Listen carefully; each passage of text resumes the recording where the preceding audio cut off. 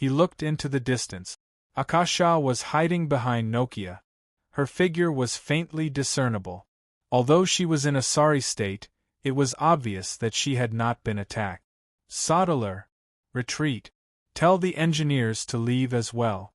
Retreat to the outside of the ruins and form a defensive line. Roddy had experienced more battles than anyone else, so at this moment, just based on the power and range of the spells, he was certain of one fact. His team could not beat these guys. If he had brought 2 elite teams of mages and rangers, he might have had a fighting chance. But 30 infantry with shields against more than 30 high-level mages would only result in a team wipe. The enemy was unexpectedly strong, and Roddy could only choose to retreat. But just as he came up with a plan, he thought of Ted, who had been blasted away. He immediately changed his course of retreat. He gripped his short bow and stood up to search for the figure that was drowned in the smoke. Although he did not have much of a relationship with this wood elf, Roddy was not a cold-blooded person who would ignore life. He did not want Ted to lose his life because of him. "Village Chief Ted!" Roddy shouted. He then raised his hand and shot 3 arrows into the distance.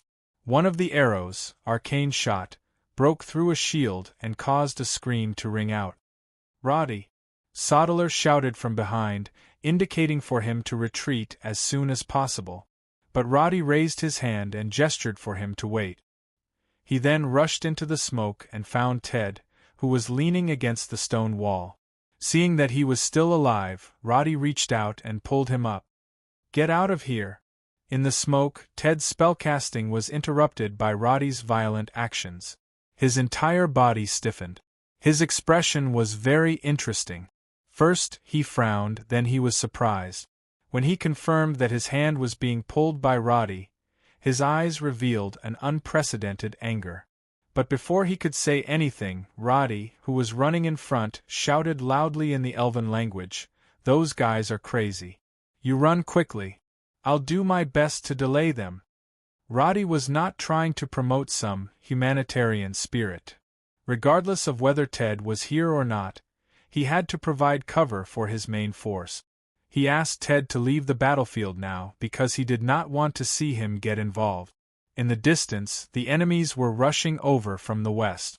Sodeler was driving the team to the northeast. Roddy was dragging the village chief through the ruins and fleeing to the east. Because he was dragging Ted, Roddy could not speed up. After a few steps, he had to stop, turn around, and shoot 2 more arcane arrows. The enemies in the distance also attacked. Several arcane missiles hit the stone pillar beside him, and the broken stones almost hit Roddy. He counterattacked with the combination of Eagle's Eye Ring and concentration shooting, killing the Arcanist in front of him on the spot. This arrow made the Arcanists of the Holy Assembly speechless for a moment. It seemed that they did not expect such a counterattack. But Roddy was not interested in feeling proud. He continued to run, shouting to Ted without looking back, "I'll take them to the west. You run that way. Hurry!" Roddy's attention was completely focused on the enemies, and he did not notice Ted's expression at all. He did not know that after he ran far away, the village chief was still standing there without moving. Ted silently looked at Roddy's back and slowly loosened his clenched fist. The black smoke swirled in his palm and disappeared. Ted squinted his eyes and looked at the Arcanists in the distance. Roddy, who was more than 20 meters away, did not know what Ted was doing. He used leap to jump onto a low wall. He then turned around and continued to shoot at the enemies in the distance. However, it was clear that the arrows from a distance of 100 meters could not cause much damage. A few arrows were firmly blocked by the shield. The enemies were approaching, and Roddy could clearly see their levels. A lot of orange and red words were vaguely visible. Among them, there was a black word that represented the absolute difference in strength, which made Roddy's heart sink to the bottom. Damn it, this is too much. Roddy did not think that he would be surrounded by a group of level 20 or even level 40 Arcanists. He looked around and saw that Sodeler and the others had retreated with the sappers. He let out a sigh of relief. Thinking of the powerful enemies in front of him, he gritted his teeth and reached for the bottle of Asoleta's rage he had just obtained from the stone tower. Should he give it a try? However, before he could make a decision, a series of explosions in the distance caused Rhodey to freeze in place. What is Ted doing? Rhodey saw that the Wood Elf village chief had actually appeared on the battlefield and was moving at an unimaginable speed. Rhodey even felt that he would not be able to keep up with the Wood Elf village chief's speed even if he used leap forward indefinitely. What is going on? Ted swept past the Arcanists from the side like a gust of wind, shuttling back and forth in the concentrated spells like a butterfly. Surprisingly, he was not injured at all. The moment he raised his hand, Roddy finally realized the truth. Ted was definitely not who he thought he was. The black shadow arrow spun and shot out from Ted's hand. However, the effect was completely different from the Shadow Priest. This shadow arrow did not have an astonishing size. It was as if he had casually thrown out a black dagger. However, the arcane shield that blocked Rhodey's arrow was completely useless in front of this shadow arrow. With a series of cracking noises, several Arcanists were pierced through and fell to the ground. Roddy was completely frightened by the strange scene in front of him, but he did not plan to continue watching. He immediately decided to leave. The level of this battle was beyond his ability to interfere. He could not help even if he wanted to. But before he could turn around and leave, he saw the strongest sorcerer with the name Black in the team of Arcanists raise his wand. In the name of Arcane, the dense forest was instantly flattened by the blooming light, and the vast elemental aura made Roddy stagger and almost fall to the ground. He swallowed, knowing what level of opponent he had encountered. In the 7 years of playing the game, he had only seen such a spell once when fighting a world-class boss. This was a truly powerful spell, an existence that stood at the top of the pyramid of power in this world. Thousands of square meters of forest was flattened, but Ted was still alive. However, his appearance had completely changed. His face, which was originally like a dead tree, had a few cracks, but there was no blood inside. Instead, there was a faint black mist floating in the air.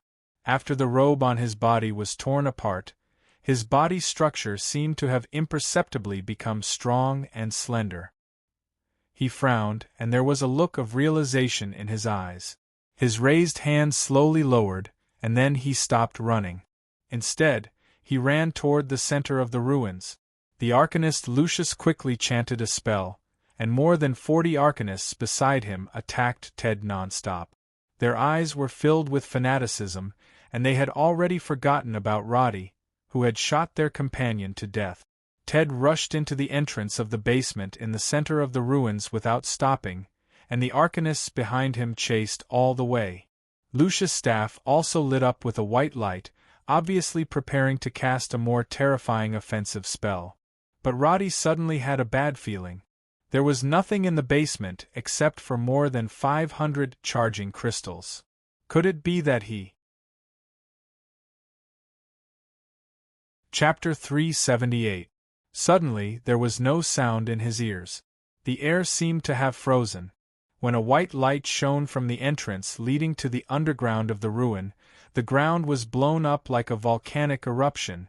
Boom! All the stone buildings in front of him, the stone tower not far away, the walls beside him, and the high elf statue in the center, were all shattered in an instant. The Arcanists nearby stopped in shock, and then hurriedly cast shield. Roddy, on the other hand, was thrown to the ground 7 or 8 meters away by the violent tremor from under his feet. This was just the prelude to the explosion. Roddy knew that he could not escape. He looked around and immediately leaped towards a low wall. Then he activated Turtle Shell Barrier. He guessed what had happened at this time. The more than 500 crystals were directly detonated by Ted. 2 seconds later, the deafening explosion and the sweeping dust drowned everything. Several stones hit Roddy's body. He endured the pain and held on tightly to the stone wall in front of him. But the violent shaking of the ground and the dazzling white light were the last things he saw when he was clear-headed. After a long time, Roddy finally gradually woke up from his coma. His eyelids were so heavy that he could not lift them. Roddy moved his fingers and heard the sound of stones falling. He tried to move his body, but found that he could not move at all. Opening his eyes, Roddy saw the outline of some objects in the dim light from an unknown gap. Stone fragments, wooden stakes, branches, and weeds. Was he buried? Opening the status bar, Roddy heaved a sigh of relief when he saw that he only had 30% of his HP left. The tortoise shield had once again performed a meritorious deed. If it were not for its damage reduction effect, he would have been killed by the explosion at such a close distance. As his mind gradually became clear, Roddy gradually felt an unprecedented panic in his heart. Where was Akasha? Where was Natha? Where were Sodalar and his subordinates? The shouts around him made him heave a sigh of relief. He recognized that it was Sodalar's voice, so after responding in a low voice, the soldiers who came to rescue him finally lifted the rocks off his body one by one. After more than half an hour, Roddy, who was buried in the rubble, was dragged out by the soldiers. He looked up at the sky and found that it was already dusk. "It's good that you're still alive." Sodalar sat on the side, his face covered in dirt. Half of his armor was damaged, and his tone was full of joy. Akasha's healing fell on Roddy one after another. The little priest's eyes were slightly red, and he was clearly very worried. Not far away, Natha was silently sorting out the arrows, her lips slightly pressed together, her fingers unnoticeably shaking.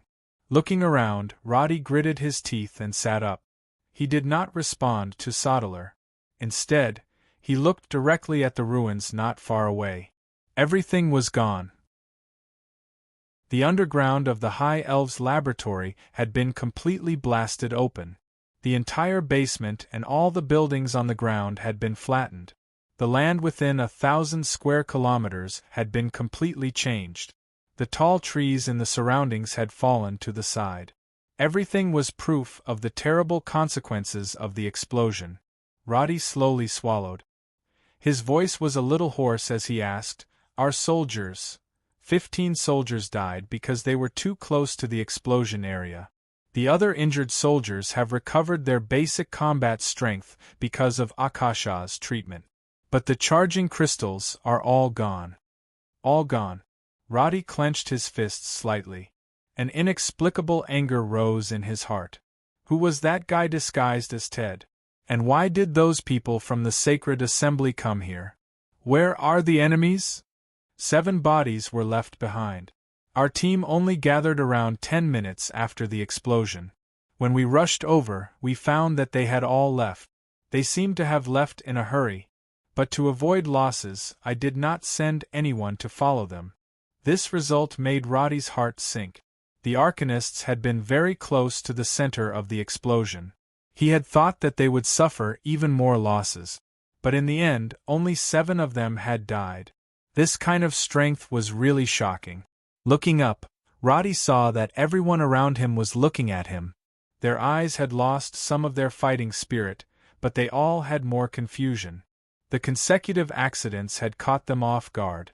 They had suffered so many losses without even fighting the enemy. Even now, they did not even know who the enemy was. Could it be that the guy disguised as Ted had been to Elsa's village before? If he had, why did he look for the High Elves books? This question appeared in Roddy's mind. But then he felt that this clue had been cut off. The guy must have died in the explosion. But what did he have to do with the Sacred Assembly? Why did the descendants of the High Elves leave in a hurry? Roddy felt that he had unknowingly walked into an inexplicable conspiracy. But there seemed to be no other way but to admit that he was unlucky. Camilla's hope of survival had been completely pinned on the last ruin. And if there were still no crystals there, Roddy could not imagine the consequences of failing the mission. Rest and reorganize the team. We will continue tomorrow. Don't worry about those lunatics. We just need to complete the mission of collecting crystals. These words were said for the others to hear. but Roddy secretly swore in his heart. One day, he would definitely settle the score with those bastards from the sacred assembly. The explosion that took place in the ruins was extremely loud. However, at a place that was slightly further away, only a thunderous roar could be heard. Village Chief Ted, who was in Zala village, looked towards the south curiously. He did not think that it was something strange. Instead, he turned around and did what he was supposed to do. About 20 kilometers to the west of Zala village, in a cave deep in the forest, a spell formation that was emitting purple light suddenly cracked open. Crack! The charging crystals embedded in the spell formation immediately shattered, and the figure formed by the purple-black smoke above the spell formation also turned into nothingness with a poof. If Roddy was here, he would definitely be able to recognize that the figure formed by the smoke was Village Chief Ted. But it was obvious that the Ted that Roddy saw was not someone in disguise. Instead, it was a substitute, formed by the shadow element. After the energy of the spell formation dissipated, it completely became a dull slate. The cave became dark. The only source of light was a pair of glimmering purple eyes not far away. There was a faint sigh. A warm orange light shone in the center of the cave, illuminating the flat and spacious interior and the thousands of crystals that were densely arranged. A figure wearing a black cloak was walking among the crystals. Even though the cloak covered his figure, one could still see that this fellow was walking with a slight limp. No one knew what this fellow was thinking at the moment, but his weak state could not be concealed at all. Annoying troublemaker. The calm dragon language reverberated in the cave. It sounded emotionless, but for the dragons, when they used the word annoying to describe something, it meant that they were really, he was angry. Too much time has passed. We seem to have forgotten the cunning of the dragons. Lucius's expression was extremely gloomy when he said this to his deputy, but there was not much anger in his tone. Facing such a powerful enemy, they were already mentally prepared for failure. Thus, this failed arrest did not make Lucius lose the courage to continue carrying out the mission. The dragon tracking spell pointed us in a new direction. Obviously, the other party has been using some method to deceive us. Lucius recalled the strange phenomenon that occurred when he cast the dragon tracking spell and secretly sighed. This ancient race was not as easy to deal with as he had imagined. But as they walked, the deputy beside him asked, "Elder Lucius, can we confirm the dragon's nest now? When the projection of the dragons is destroyed, they cannot conceal their aura, so the information confirmed after the explosion will not be wrong." Lucius's voice was full of certainty. He waved his hand and pointed forward. "Let everyone be ready for battle. This time, we cannot make any mistakes." "Yes, Elder Lucius." The deputy reached out to cast the arcane warning spell. He was silent for 2 seconds, touched the wound on his cheek caused by an arrow, and asked in a low voice, That ranger and his team.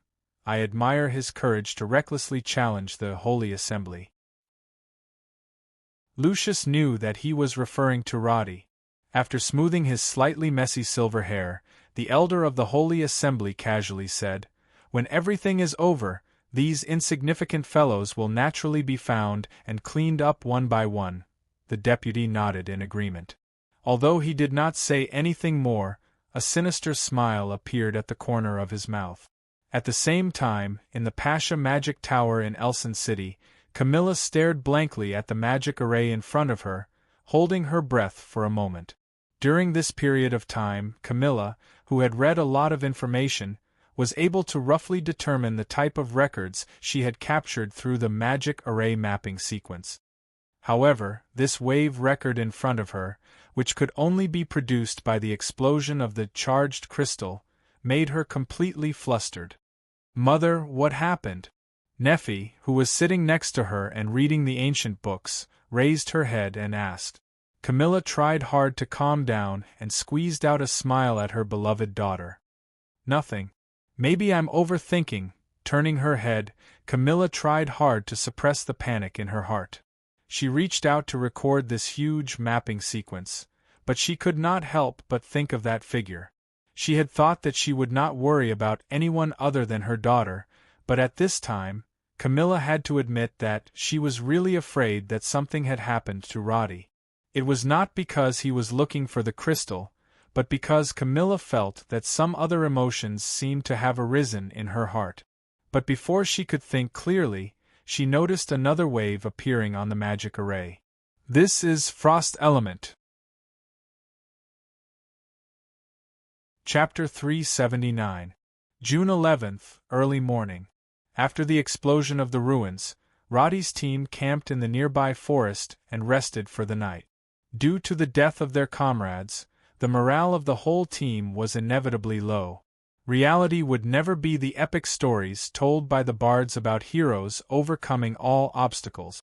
The Grim Reaper would always be floating above everyone's head. Even this once invincible team was shrouded in an indescribable sense of oppression at this moment. For Roddy, this was the first time he felt helpless against the enemy. He couldn't sleep for the whole night. There were many reasons for insomnia, but Roddy would never toss and turn because of despair and helplessness. That night, he only had one question in his mind: how should I deal with such an enemy again? The real world was not a card game made up of data. From Roddy's experience, whether it was the humans, the orcs, the undead, or the dragons, there was no such thing as a 100% crushing victory. This could be seen from Earthbreaker's definition of critical hit. Even the dragons, who stood at the top of the pyramid of strength, would be blinded and scream in pain if a dagger pierced their eyes. Could he, who was not even level 10, really not be able to defeat an enemy that was level 50? The team's next goal was to continue searching for crystals. But as the team leader, Roddy also had to consider the importance of mending the pen after the sheep is lost. If they encountered the Holy Assembly again, would he have to run away or wait for death? There was only one answer in Roddy's mind: never. When the first rays of dawn shone into the campsite, Roddy, who had been sitting in front of the campfire the night before, suddenly clenched his fist. He stood up and exhaled. He twisted his body a few times, and the sound of his joints rubbing against each other was particularly loud in the quiet campsite. He strode to his luggage and began to rummage through the scrolls and potions he had brought with him when he left Urza village. Before his rebirth, when he had reached level 25, he had successfully assassinated 3 enemies who were level 45 by himself. Because of that battle, he had become famous.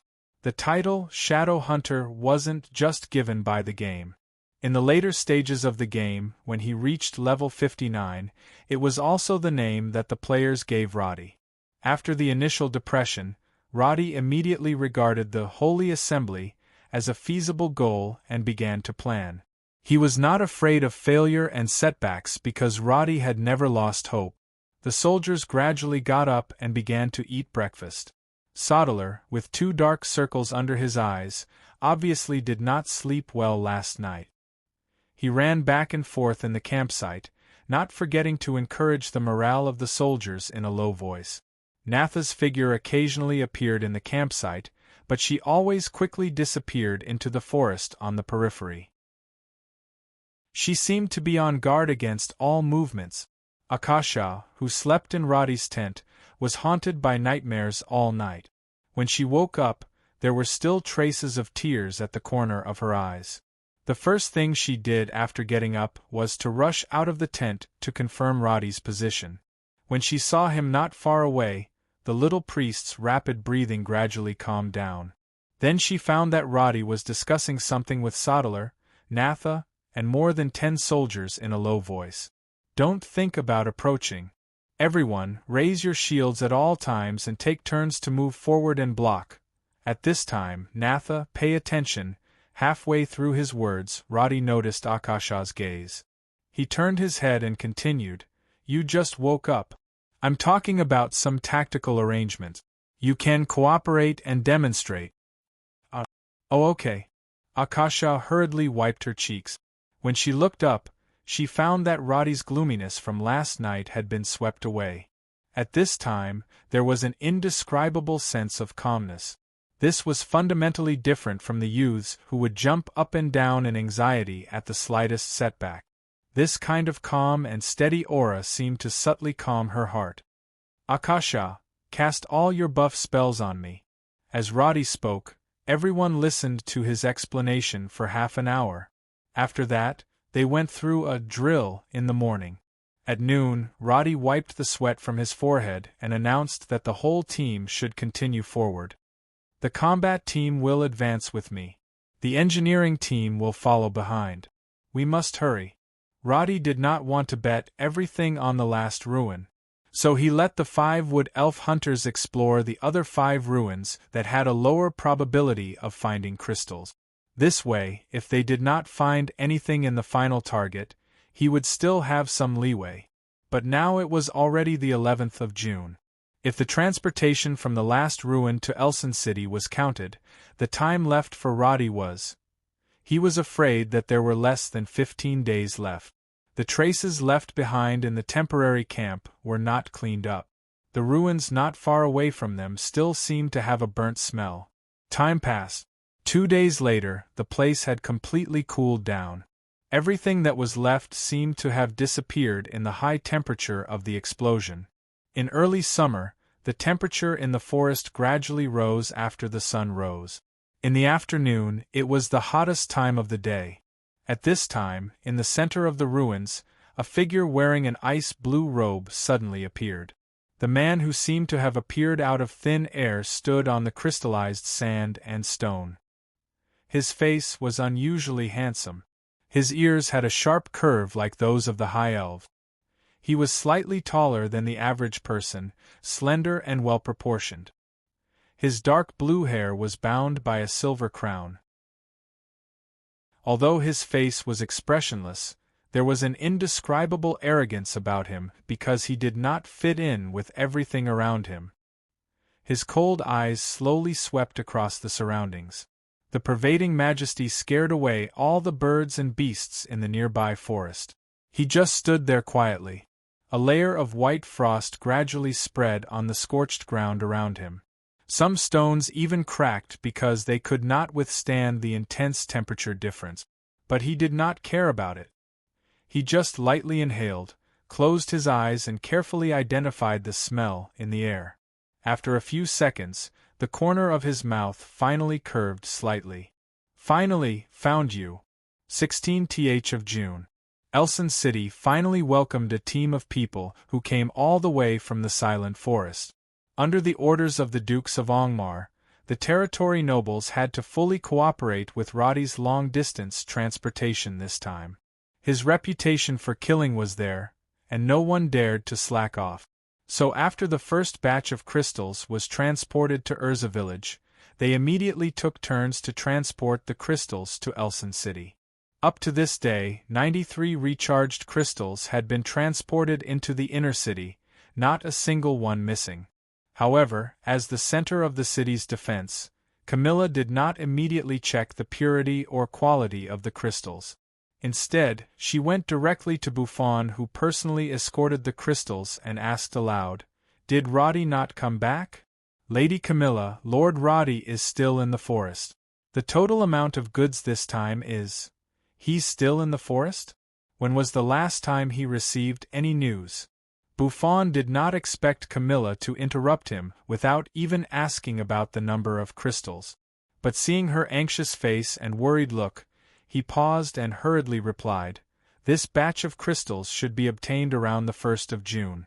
Before the 1st, everything was normal with Lord Roddy's team. There were no losses or accidents. But as for what happened after that, we have no definite news." He knew that the woman in front of him could be regarded as half the owner of this city, so he answered everything truthfully. However, hearing this, Camilla's expression became even more gloomy.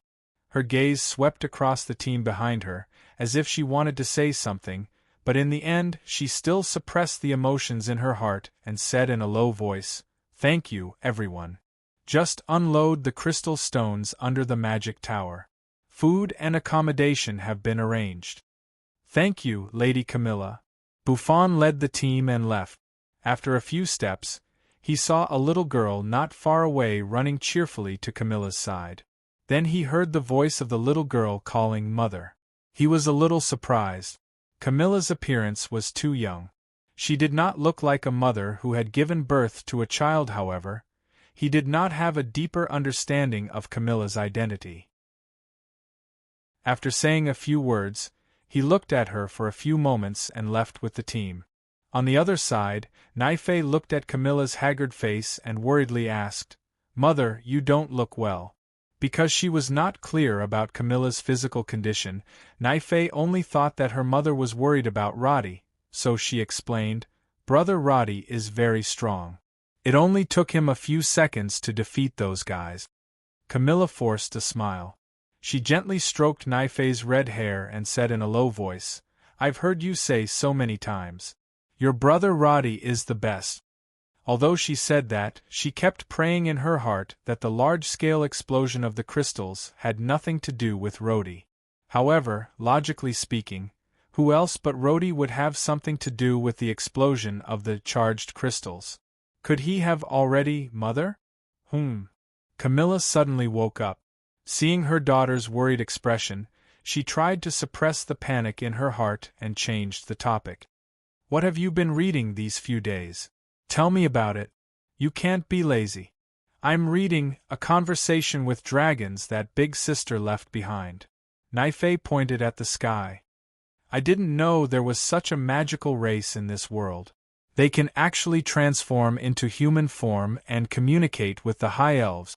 Dragons." Camilla was not interested in this topic. At the moment, she was not paying attention. She casually asked, "Then let me test you on some common sense. What was the name of the first High Elf to kill dragons?" Chapter 380. Dukar was famous among the High Elves. Genius Dukar, Dragon Slayer Dukar, and other similar titles had appeared in many history books. However, without exception, the records about him were only briefly mentioned, and no one had ever spent much time on him. This was all because of his most famous nickname, the Cursed Dukal. Naife did not know why he was cursed, but from the records in A Conversation with a Dragon, she knew that Dukal had never been recognized by the High Elves in his life. "Yes, your answer is correct." Camilla confirmed Naife's answer in a low voice. She held her daughter's little hand and walked towards the Pasha Magic Tower. In her heart, she was thinking of checking the surveillance circle to see if there were any new records. Would there be more explosions? Would Roddy be in danger? Because of her silence, the atmosphere between mother and daughter became a little cold. But Camilla quickly realized that she should not be so cold to Naife, so she continued to ask, "Did the book mention anything else? Did it mention the dragon power?" "It did. It said that it was a special skill that could deter enemies based on their bloodline." Naife then shook her head. "I haven't read the rest of the book, so I don't know." "Okay, I will continue to test you after reading this book. I will go to the top of the magic tower. You can play in the library below. Remember not to leave the city." "Got it, Mother." Although Naife didn't say much, she could feel the anxiety and worry in her mother's heart as she watched her mother leave. In Naife's memory, her mother had never been so concerned about anyone. Even when she asked, "Who is my father?" Camilla's face didn't have any extra expression. Naife thought of a possibility, but she was not sure at the moment. She could only bury this thought in her heart. She looked back at the team that was unloading the crystals in the shadow of the magic tower. She combed her fiery red hair and walked towards the library at the base of the magic tower. June 14th. In the northwestern part of the Silencing Forest, the Holy Assembly's team changed from their previously speedy advance. All 42 of them were in the forest, slowly advancing step by step.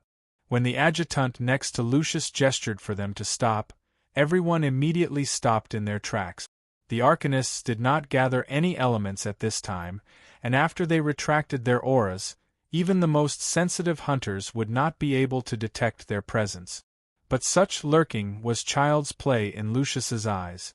At his current level of strength, he understood how vigilant the dragons were.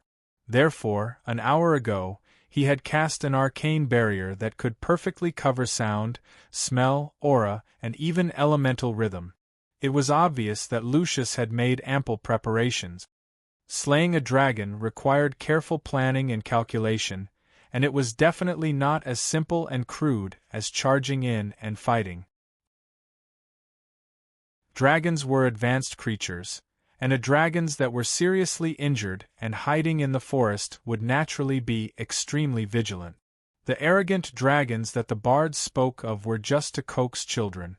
They only had one life, and the long-lived dragons knew better than humans how to avoid danger.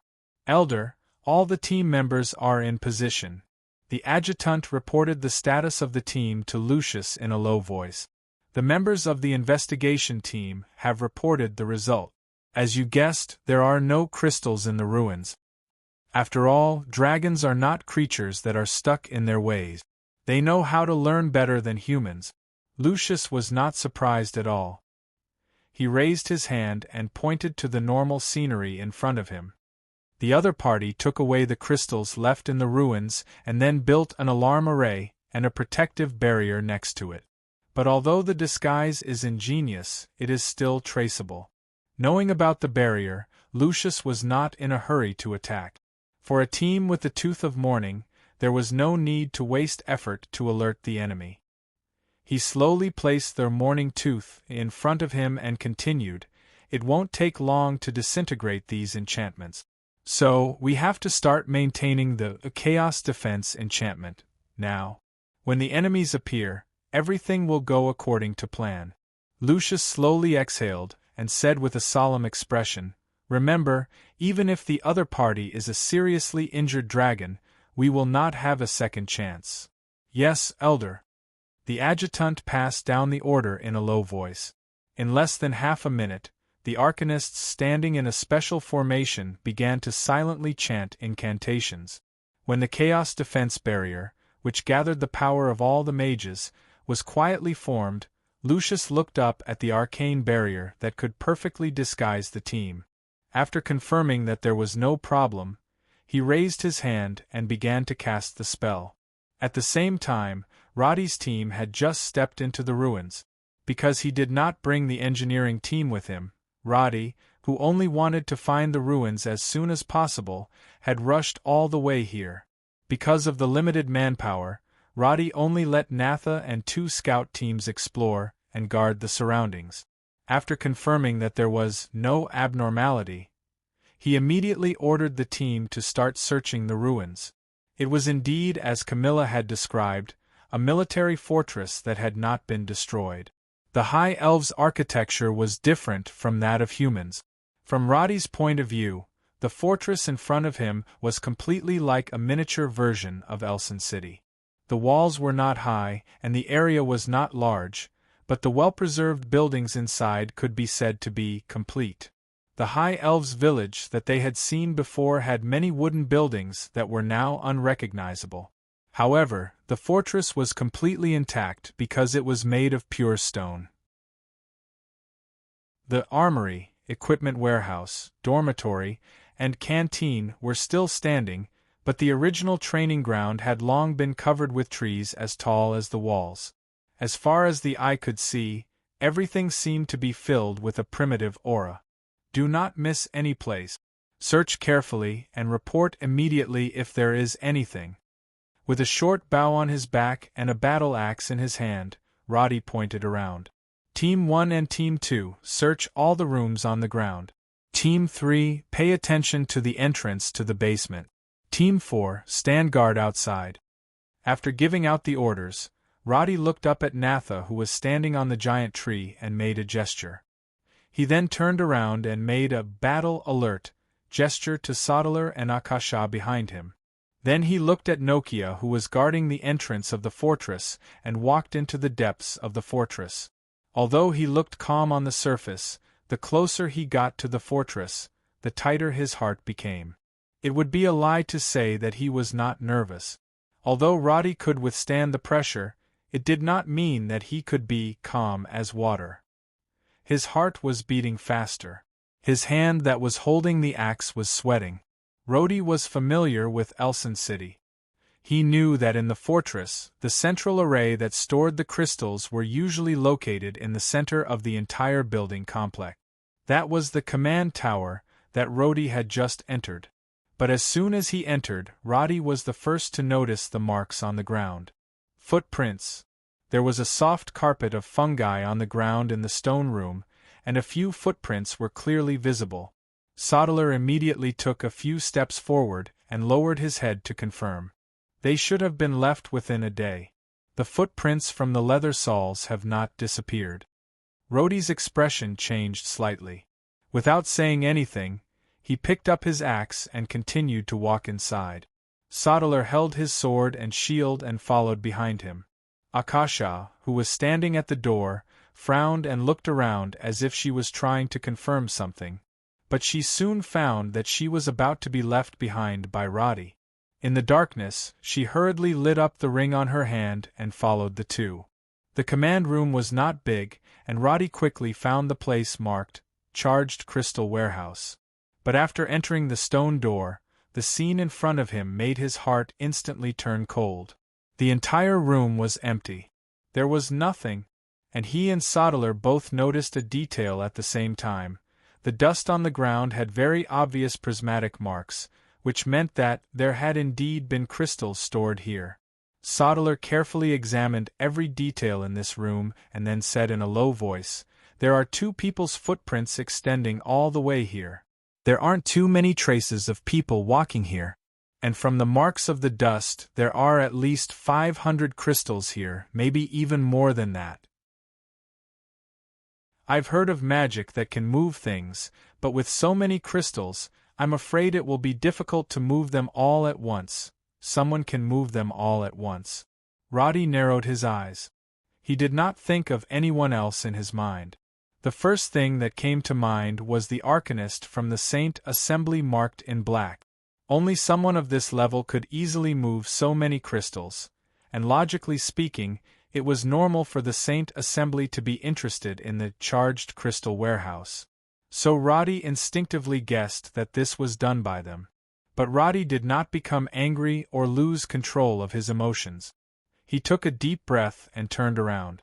As he walked out, he said in a low voice, "Gather all the information and confirm one last time. If there really is nothing here, immediately move on to the next target." The more desperate the situation was, the clearer Roddy's mind became. After experiencing so many setbacks and battles, he already understood how to stabilize the morale of his troops at critical moments. Reporting, "No crystals found." Reporting, "No crystals found." As he walked out of the command room, he received a series of messages as expected. Rhodey pursed his lips and did not say anything. However, as the team gradually gathered, he noticed that Akasha was looking around in puzzlement. "Is there a situation? Roddy, I feel something is not right." Akasha's gaze swept across the stone rooms and the tall giant trees. She looked confused, but there was a trace of fear in her eyes. "There's a kind of chaotic aura here that makes me very uncomfortable. I think we should leave this place as soon as possible." Roddy looked at her and hesitated for half a second. Then he shouted without hesitation, "Everyone, retreat immediately." Akasha was the only magic practitioner in the team, and she had the title of Angel of Death. Whether her senses were sharp or not, Roddy had to believe in her intuition. The 4 teams of soldiers and Roddy and the others ran out of the fortress together. But after a few steps, everyone heard the sound of the barrier shattering that suddenly spread throughout the sky. Crack! Don't stop! Roddy suddenly had a bad premonition. He shouted to the team, but then, he found that everything around him had disappeared. What filled the entire world was a roar that he had never heard before. There was no shock wave, no raised dust. Roddy only felt that his mind suddenly went blank, and then he lost control of his body. His whole body froze in place, and on the status bar, an unprecedented orange warning icon appeared. Chapter 381. Dragon Power. Roddy had only heard of it but never seen it. Dragons did not participate in the battles of mortals, so the player's understanding of it came from books. No one had seen the real dragon power. But at this moment, Roddy had personally experienced the terrifying deterrence of this high-level creature to humans. The literal paralysis for 1 minute was only a description of the effect, but it was not as simple as standing still. The so-called paralysis was because the brain was unable to suppress the fear, directly causing the body to be unable to move. The boundless fear that emerged in his mind caused Roddy's consciousness to be on the verge of collapse. But the remaining trace of reason in his mind forcibly pulled him back from the brink of collapse. The body's paralysis effect continued, but his consciousness gradually recovered. Roddy turned his eyeballs and immediately discovered a strange fact. The Nokia was crawling towards him at the city gate, seemingly not affected by the dragon power at all. Roddy could not figure out the reason behind this. He wanted to move his body, but this movement suddenly caused his head to suddenly feel a splitting pain. This was exactly the same feeling he felt every time he used the magic pet skill. But then Roddy felt a trace of consciousness return to his fingertips. He gritted his teeth, endured the headache and continued to work hard. Finally, with a roar, he successfully broke free from the dragon power. You have resisted the dragon power. You have gained immunity to the dragon power. The battle log bar showed these 2 lines of prompts. Roddy, who was holding his knees and gasping for breath, was a little stunned. He immediately turned his head to look around. The others in his field of vision were still frozen in place because of the dragon power. No one had successfully broken free like him. Explosions and muffled sounds rang in his ears. Roddy did not have the mood to think about anything else. Dragons were creatures that should not have any interaction with him. He was not here to slay dragons. No matter who was in conflict with the dragons nearby, the first thing he needed to do was not to investigate the situation, but to quickly leave and avoid any possible losses. Roddy was anxious, but he could only continue to lead the team out of the fortress after a long 30 seconds. However, just as the entire team took a few steps, the soldiers suddenly discovered that the stone road covered in grass was slowly spreading a large patch of white frost. 1 minute ago, when Lucius used the power of the Tooth of Morning to break the boundary, a deafening dragon roar sounded, and dragon power swept through the entire team of arcanists. But the prepared elder of the Sacred Guild raised his staff in time and completely blocked it with a fear immunity boundary. However, the power of dragons did not lie in the dragon power. This skill was just like the simplest aura release, and it was not even a spell. When the enchantment was broken and the giant dark purple figure appeared in front of everyone, the arcanists could not help but take a deep breath even though they knew the purpose of this trip. What appeared in front of them was a shadow dragon. Its nearly 20-meter-long body could only be considered delicate among dragons, but when it spread its dark purple wings, it still brought an unimaginable sense of oppression to humans. The shadow dragon had 2 long curved horns on its head, and there was a bright halo in its purple eyes, representing its identity as an orthodox dragon's.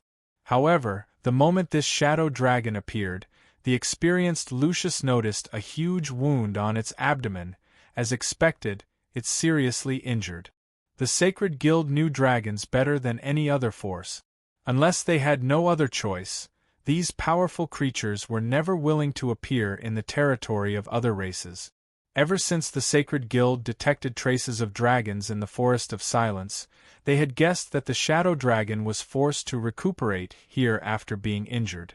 And now, it seemed that the Sacred Guild's judgment was completely correct. Facing a shadow dragon, Lucius, as an elder of the Sacred Guild, could not help but feel a little nervous, but he was more excited. The Tooth of Sorrow in his hand not only had the effect of enhancing spells, but the energy it contained was also the key to this battle. The Tooth of Sorrow, which could be released twice, was his greatest trump card. Looking at the seriously injured shadow dragon in front of him, Lucius felt even more confident. Shadow protection. Seeing the shadow dragon in front of him take a deep breath and raise its head, Lucius immediately cast a corresponding enchantment based on the other party's attributes. Boom! The power of the thick shadow element was astonishing. Even if it was just the aftermath of the sputtering, it could instantly corrode and break the surrounding trees that needed several people to encircle. However, after this breath attack, the dragon showed a bit of surprise in its eyes. The Chaos Defense Barrier, which was cast by more than 40 arcanists with all their strength, had blocked the attack without a single scratch. Reptile. With a roar, the shadow dragon spread its wings and leaped up. The moment it raised its front claws, they were wrapped in countless rotating shadow elements. With a flap of its wings, the shadow dragon smashed down in front of Lucius with tremendous force. The more than 40 arcanists had been chanting the incantation loudly. In the face of this terrifying attack, most of them looked as if they were facing death calmly. Some even closed their eyes, thinking that the enchantment would shatter. But the result shocked them. Bang! The enchantment did not shatter. Not only that, but the shadow dragon was also pushed back by the arcane impact that Lucius had released with all his might. The shadow dragon's roar was less angry and more frightened. The wound on its abdomen seemed to have been torn open by Lucius's attack, and colorful dragon blood splattered all over the ground. With heavy footsteps, the shadow dragon took a few steps back and immediately chanted the dragon incantation in a low voice. For the dragon race, dragon breath, draconic aura, and physical attacks were all instantaneous. Basically, any creature that was hit by the 3 consecutive attacks would be completely crushed. However, if these 3 attacks were ineffective, then the dragon incantation would be the time to show the true strength of the dragon race. Because its power was enough to rival or even surpass the forbidden spells of human mages. However, the shadow dragon's reaction was within Lucius's calculations. He took a step forward confidently, raised his hand and said, "Arcane meaning, counterspell." Arcane spells enhanced by the Teeth of Morning could be effective against creatures with strong magic resistance like the shadow dragon. At this time, the counterspell unsurprisingly interrupted the shadow dragon's spellcasting. The shadow dragon took 2 steps back in disbelief, and then attacked with an even more violent shadow breath attack. But as the attack was blocked by the enchantment, the arcanists were pleasantly surprised to find that the shadow dragon was not as strong as they had imagined. Dragon? It's only SOSO, the shadow breath attacked again, but Lucius seized the opportunity and raised the Teeth of Morning to release a dazzling light. The thick shadow elements were split apart, and in the next moment, the dragon was hit by the light, and its body was sent flying backwards with a boom. The arcanists cheered as though they had witnessed a miracle. However, the cautious Lucius did not stop there. He held the Tooth of Morning in his hand, and within 5 seconds after the dragon landed, he released arcane impacts one after another. This time, the shadow dragon's roar was no longer as imposing as before. All that was left was unwillingness and anger. The wounds on its chest and abdomen were torn open, and the blood on the ground was quickly covered by the dust from the arcane explosions. Seeing that the shadow dragon was no longer moving, Lucius slowly stopped. Although the Holy Assembly wanted to deal with the shadow dragon, its primary objective was to capture it alive. Only when the situation was out of control would they need to slay the dragon. Now that the plan was going smoothly, Lucius naturally chose to capture this shadow dragon alive. More than 700 years ago, the High Elves had a glorious history of capturing more than a dozen shadow dragons alive, so Lucius did not appear to be at a loss. After the incantation, countless silver chains extended from the top of the Teeth of Morning, and in less than 10 seconds, the dying shadow dragon was firmly bound. "Elder, it's over?" The adjutant beside him sounded a little nervous. Lucius did not look pleased. Although he was excited, he also felt that everything seemed to be going too smoothly. Was it because the teeth of morning was too powerful, or was it because he was too well prepared for this operation? Staring at the tightly bound shadow dragon more than 20 meters away, Lucius quickly found that the shadow dragon's body seemed to be a little strange. Looking closely, he suddenly found that the shadow dragon's skin, which should have been tough scales, seemed to be melting rapidly. "Something's wrong." His pupils shrank, and he turned his head and shouted to the arcanists behind him, "Pay attention to maintaining the barrier." As soon as he finished speaking, Lucius felt the surrounding scenery suddenly darken. Looking up, the arcanists suddenly found that countless meteorites had fallen from above the barrier. Lucius's expression changed drastically. It's dragon language magic. The shadow dragon wasn't its real body. He raised his hand to strengthen the barrier, but a scream of horror suddenly came from the back of the team. Before Lucius could look back, a loud explosion accompanied by a huge tremor made him stagger and almost fall to the ground. Roar! A deafening dragon roar came from the rear of the team. When everyone was caught unprepared, the second dragon language spell summoned shadow flames that were enough to burn a city to the ground. It covered the entire barrier in a moment. With a poof, the shadow dragon's illusion, that was bound by the arcane spell, completely dissipated, and the shadow dragon's real body, that appeared behind the barrier, stood quietly, calmly looking at the enemies who wanted to kill it. It slowly raised its dragon claws and stretched them forward. Crack! The barrier, which had gathered the power of more than 40 arcanists, burst like a soap bubble under this seemingly ordinary attack. Chapter 382.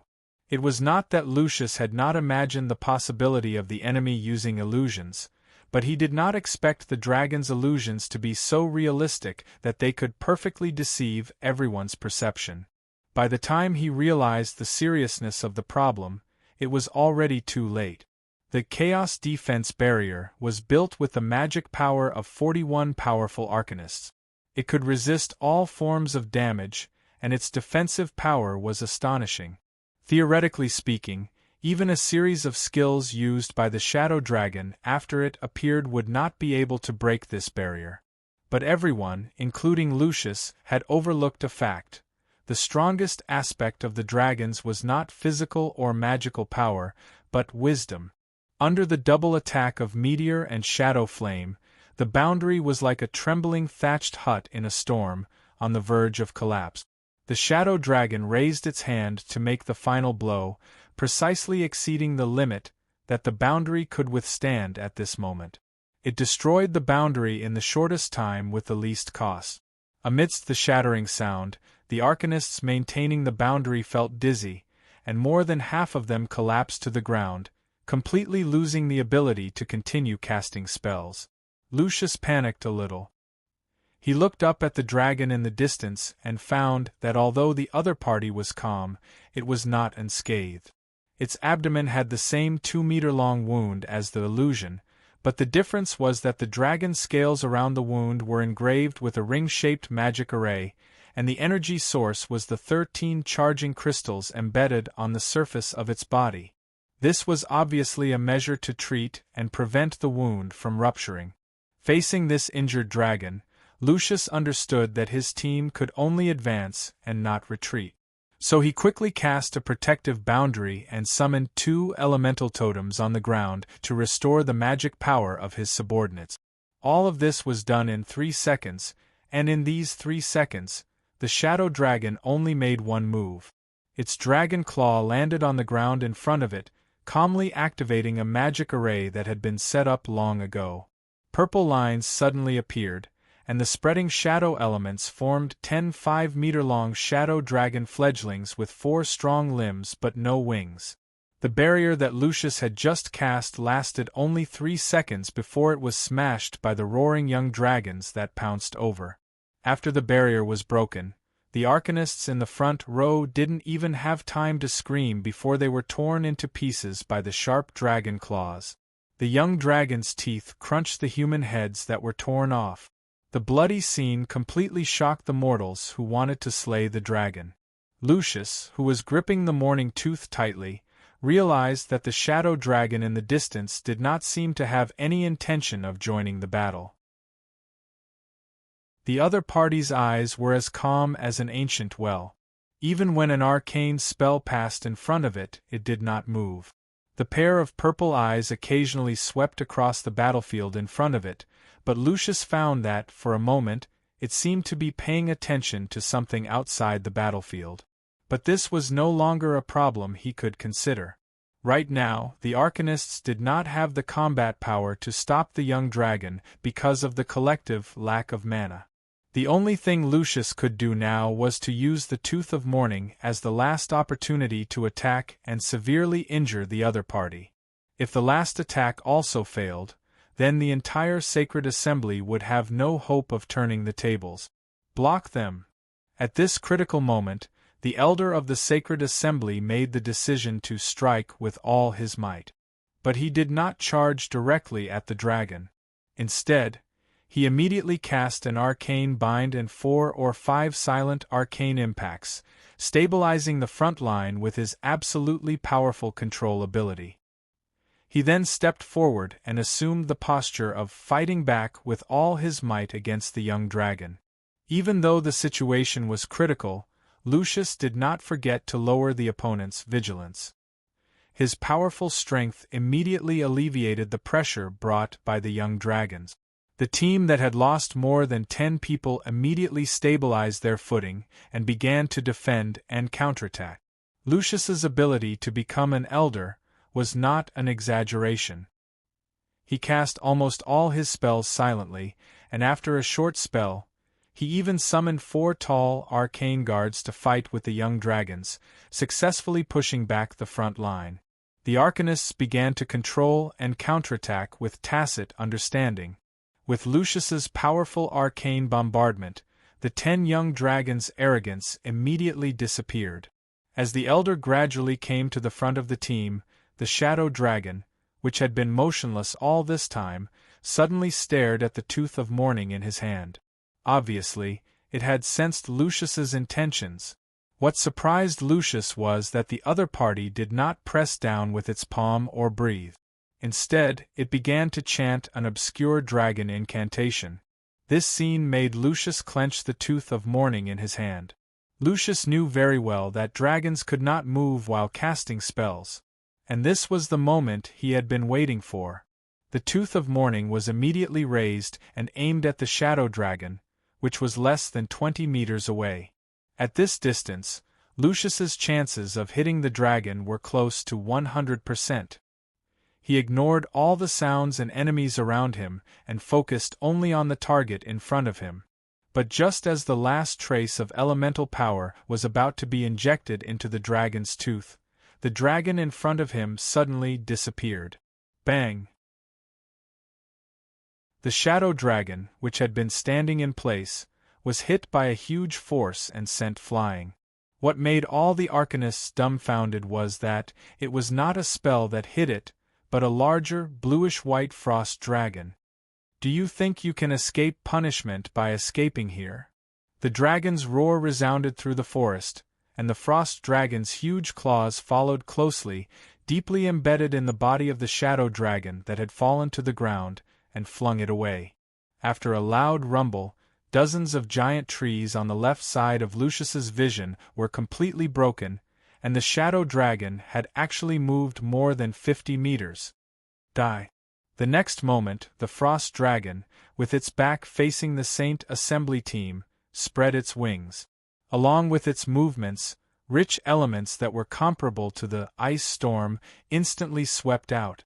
Almost instinctively, Lucius cast the highest-level arcane shield, but he was still knocked back 3 steps by the terrifying impact. The surrounding Arcana Masters were completely unable to withstand such a frightening wave of ice. Even with the protection of their shields, 5 Arcana Masters were still blown into the air. When they landed, their bodies were completely frozen, and it was impossible to tell if they were still alive. The shadow dragon did not have a shield and could not protect itself from such an injury. It immediately turned into a black fog. When Lucius steadied himself, The two dragons had already engaged in a terrifying battle not far away. Shadow elements attacked the ice dragon from all directions, but they were blocked by an ice wall that was as thick as a city wall. The next second, the 10-meter-tall wall was suddenly annihilated, and the frost dragon's sharp claws reached out and directly hit the defenseless shadow dragon. With a painful roar, the shadow dragon, which had 3 wounds on its shoulder, flapped its wings and retreated. It opened its mouth and spewed dragon breath with all its might. However, the surging shadow flames were pushed back by the frost dragon's even more powerful dragon breath. Clearly, the frost dragon, who had appeared halfway, had the upper hand and was bent on killing the opponent. From the Red Ridge Mountain to the Jelly Snowfield, I am tired of this game. Everything ends here. The frost dragon's tone was condescending, and its arrogance was not concealed at all. The shadow dragon's only response was to emit a large amount of black smoke as it flew into the sky at an extremely fast speed. Its wounds were already very serious, and half of its body was covered in frozen ice. At this time, fleeing for its life was obviously its only choice. The frost dragon caught up with the opponent at a speed that was not inferior. Its dragon claws once again pierced deeply into the opponent's body and slammed it heavily into the ground. Boom! With a muffled sound, the two dragons crashed into the ruins of the fortress like meteorites. Lucius held the dragon tooth in his hand, and his body trembled involuntarily. He did not know whether to be thankful that the dragon did not attack him or to sigh that the team had lost the chance to complete the mission. Looking back, the arcanists under him had almost completely lost their fighting strength, and only half of them were still conscious. Lucius knew that this mission was a complete failure. The frost dragon would kill the opponent in a few minutes, and they had to leave as soon as possible. Otherwise, if the opponent came looking for them, their team would not be able to resist. Treat the injuries and retreat quickly. Gripping the tooth of mourning tightly in his hand, he had to give such an order despite his reluctance. But before his men could get up and retreat, the bright sky above their heads suddenly darkened. Lucius turned his head abruptly, his eyes wide. Half a minute ago, after the effect of the dragon power wore off, Roddy, who was running for his life towards the fortress gate, watched helplessly as the two dragons landed in the center of the fortress behind him. From Roddy's point of view, this was an unexpected calamity. When dragons fight, mortals suffer. This sentence was definitely a true portrayal of the current situation. Just the impact of the two dragons landing on the ground had caused a large number of infantry who were running to fall on the spot. Akasha was caught off guard and fell into the gutter beside the city gate. Damn it! At this time, other than cursing, Roddy could not say anything else. He glanced at Nokia, which was slightly behind the team, and turned his head to the front and shouted, "Continue moving forward. Get out of here quickly." Nada jumped down from the roof of a building next to her. She looked away from the two dragons that were fighting each other. She reached out and grabbed Akasha, hugged her waist, and continued to run forward. Sodeler also tried his best to pull up the soldiers who had fallen. As the ground continued to shake, he staggered forward and then rushed out of the fortress gate with Roddy and the others. Behind them, muffled rumbling sounds came from the fortress. Apparently, the fighting dragons had destroyed the stone houses there. Roddy did not even look back. He pointed to the forest in front of him and shouted, "Continue running, don't stop."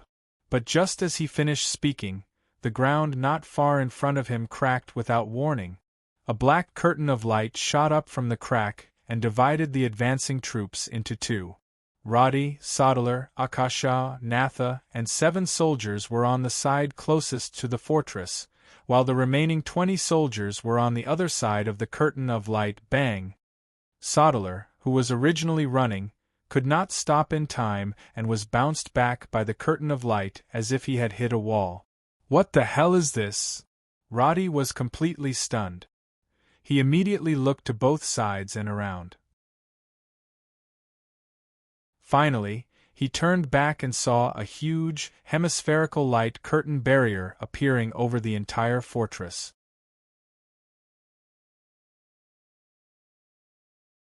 Chapter 383. The huge barrier caused even the sunlight to dim. Its size was astonishing, and it even enveloped an area of more than 20 meters outside the city walls. From afar, it looked like a huge egg that had been placed on the ground. Within the barrier, faint black smoke was seeping out from the ground. Roddy looked around. At first, he didn't know what it was, but when he saw his status bar, he understood how terrifying this barrier was. Shadow Lord Projection Barrier. Incomplete seal off an area, allowing the Shadow Lord's energy to be projected onto this plane. Effect.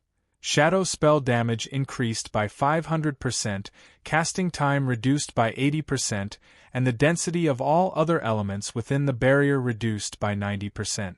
The icon of the barrier was orange, meaning that this was a legendary barrier.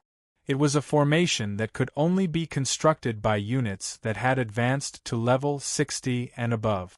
At this moment, the black smoke that lingered around was not a gas, but an extremely dense shadow element. This terrifyingly high-level formation had obviously been constructed in advance. Roddy almost immediately understood that its creator was the shadow dragon that had been attacked by the frost dragon. After understanding all this, Roddy immediately turned to look inside the fortress, and saw the scene of the frost dragon being blasted away. Boom! A huge crater appeared on one side of the city wall after the dragon's body crashed into it, and a series of explosions followed. Let's try attacking the barrier by force? Sodeler ignored the battle within the fortress. He slashed at the barrier with his sword twice, but found that not a single crack could be seen. Instead, his hand hurt from the impact. A mythical barrier. Even a dragon might not be able to break it. Roddy's brain worked furiously, but he didn't know what he could do. In the end, he could only point to the drainage at the edge of the road outside the fortress and say, "Hide first." Although this was a helpless decision, reality was cruel. In the face of the power of the dragon's spells, they could be injured and killed by the violent impact at any time. Just as Roddy and the others quickly found cover and hid, the battle between the two dragons in the fortress had reached its climax. Despicable Marinsura! So the Shadow Dragon can only rely on these conspiracies? The Frost Dragon's voice was no longer arrogant, but rather panicked. In fact, it had been lurking nearby when Lucius and the others attacked Merlinsura's illusion. It was only when Merlinsura started chanting the dragon incantation that it seized the best opportunity to attack.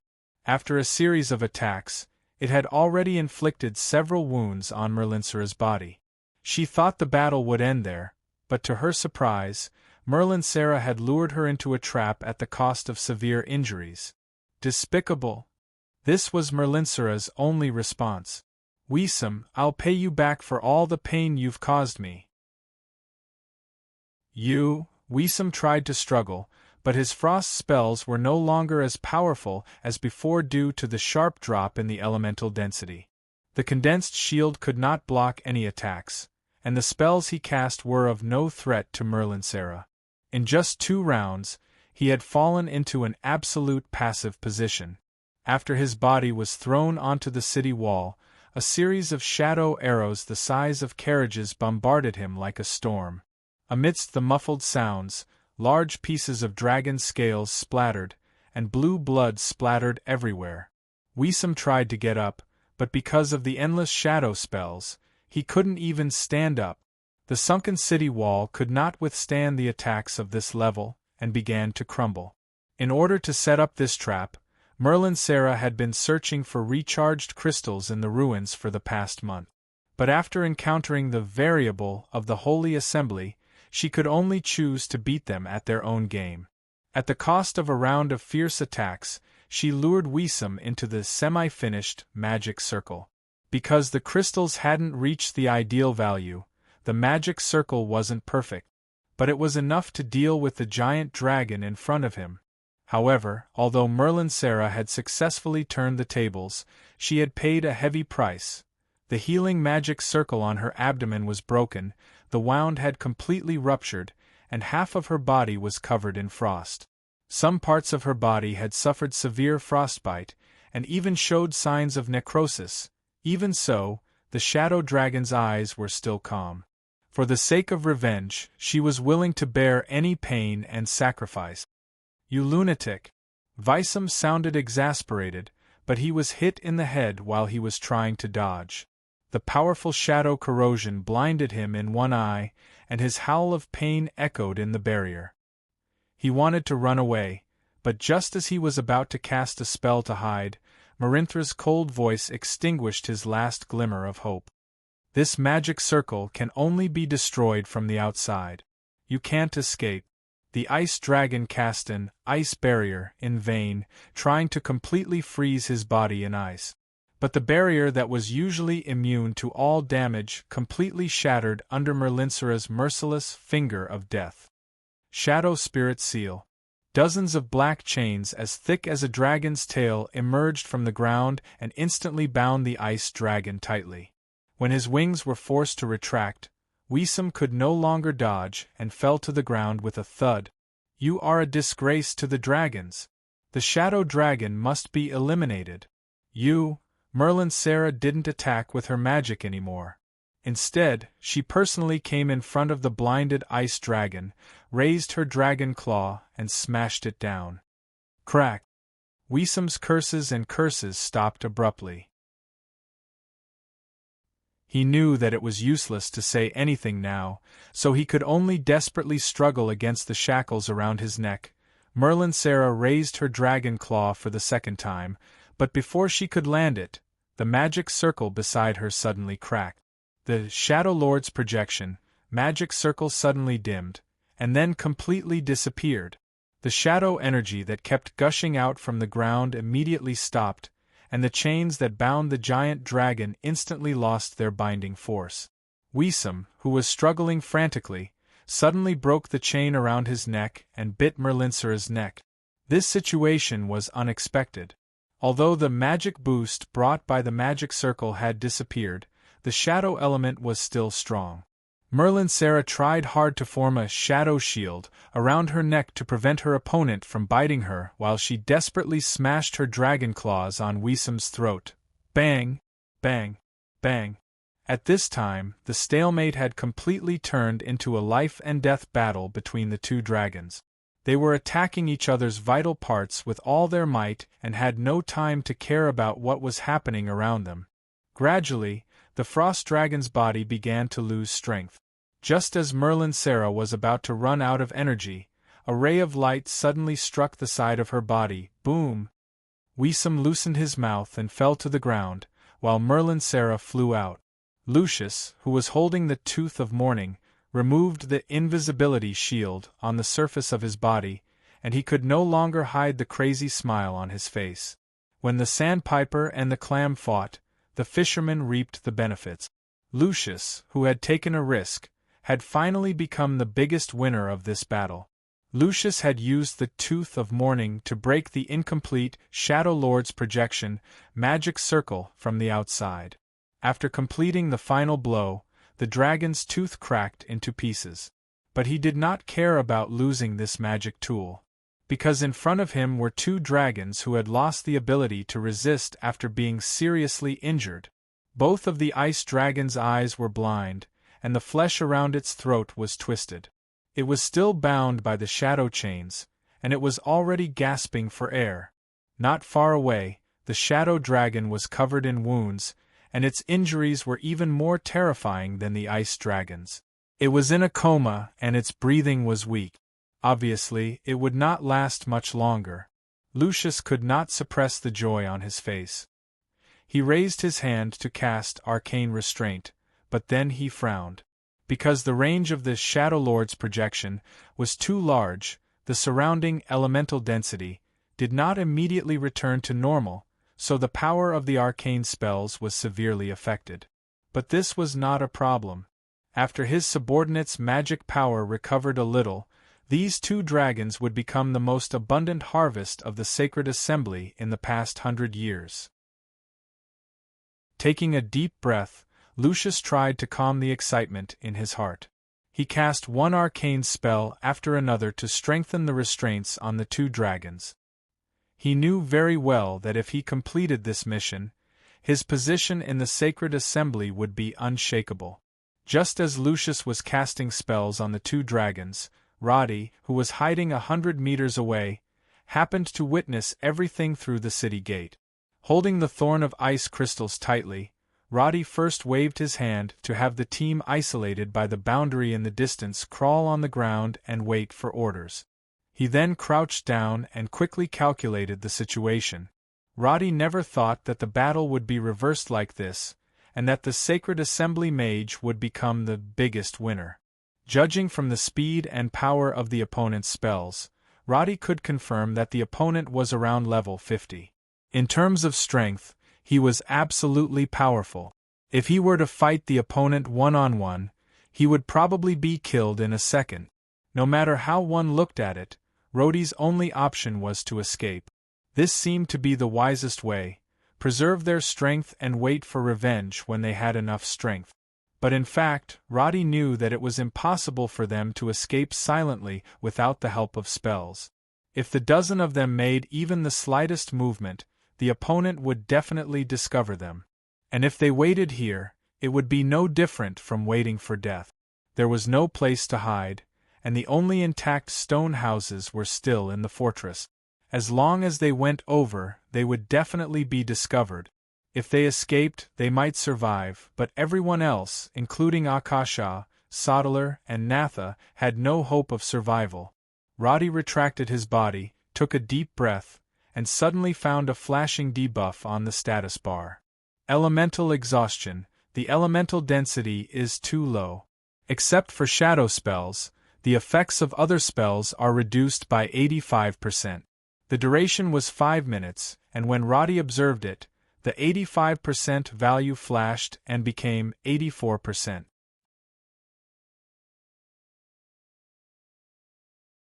Chapter 384. After encountering Lucius and the others, Roddy had mended the pen after the sheep were lost, and explained the measures to deal with high-ranking mages to his subordinates in advance. This battle plan was something Roddy had seen in the top 10 assassination videos. In order to prepare the team, he forced them to go through 4 simple drills before leaving the ruins. Roddy knew very well that taking such measures did not guarantee success. On the contrary, the probability of killing Lucius was less than 10%. But having a chance of success was better than sitting and waiting for death. Do you see the stone house over there? Lead the team like this. Akasha, you're over there. Remember to pay attention, the potion is here. Because they had rehearsed in advance, and everyone present was smart, Roddy only needed a few simple words to complete all the arrangements. However, no one responded with the same fighting spirit as before. Roddy understood why. He exhaled and whispered, "Everyone, perhaps this will be our last conversation. I don't regret it." Sodalar raised his head, and his gaze met Roddy's for a moment. His voice was firm, and it was filled with an unwavering determination. Natha lowered her head and held the short bow in her hand without saying a word. Akasha held the potion bottle and said in an ethereal voice, "Before I fall, you will be fine." Roddy's mood was very complicated. He had never thought that a mission without risk would inexplicably lead to death. But it was useless to say anything now. All he could do was continue. "Let's go." The soldiers gathered with the rest under Sodalar's lead. Natha took a deep look at Roddy and got up. Just as Roddy was about to leave, Akasha suddenly opened her arms and hugged him from behind. Roddy wanted to turn around and ask, but he heard Akasha's voice ringing in his ear like he was in a dream. In the future, there might not be a chance. After a short hug, Akasha let go and ran towards the predetermined position so that Roddy couldn't see her expression at all. He wanted to think about the meaning behind Akasha's actions, but he did not have the time. He looked up at the walls of the fortress and threw down the blood-dringer's axe that was too heavy. He picked up the longbow in his hand and stepped onto the battlefield. Lucius frowned. He was troubled over how to completely restrain the two dragons. Although they were all seriously injured, giant dragons were giant dragons after all. Their vitality was far stronger than that of ordinary magical beasts. Even if they were hanging onto their last breath, they still possessed unimaginable destructive power. The shadow chains on the ice dragon were disappearing, and although the arcane binding spells cast by Lucius were dense, they were not strong due to the low elemental density. He reached into his robe and took out a few small scrolls. Hesitating whether to use them, he took a step and found that he had stepped on a charging crystal. He looked at it and confirmed that it was a drop from the magic circle on Marinsura's body. He was hesitating whether to use the power of the crystal to build a magic circle on the spot, but the movement in the distance made him suddenly look up. A large group of shield-wielding soldiers suddenly rushed in from the fortress gates. They did not advance in formation like ordinary troops. Instead, they rushed through the gates at an extremely fast speed and hid behind the stone buildings on both sides. Lucius's eyes narrowed as he immediately recognized the attire of these soldiers. He immediately raised his hand to condense an arcane spell and prepared to attack. But when he raised his palm, he found that the soldiers in his field of vision had actually split into small teams of 3 or 4 people. They began to cross between the walls of these stone buildings and approached him. Ridiculous! As an elder of the sacred society, Lucius's level of magic was enough to fight 1 against 1,000. In his eyes, this was the only way to describe an infantry team like the one in front of him. Holding a battle shield, Sodeler gritted his teeth as he led the team forward between the buildings. More than a dozen teams coordinated with hand gestures. The spread-out teams seemed disorderly, but every time they advanced, only 3 teams would appear in the enemy's field of vision at the same time. This was to make it difficult for the enemy to choose a target and also to reduce the casualties of the team. Third advance, go! After making the hand gesture, Sodeler and the other 2 teams immediately began to charge toward the next building. But just as he took 2 steps, he saw several arcane missiles suddenly coming from the distance. He had just raised his shield when the impact of the light blasted him away.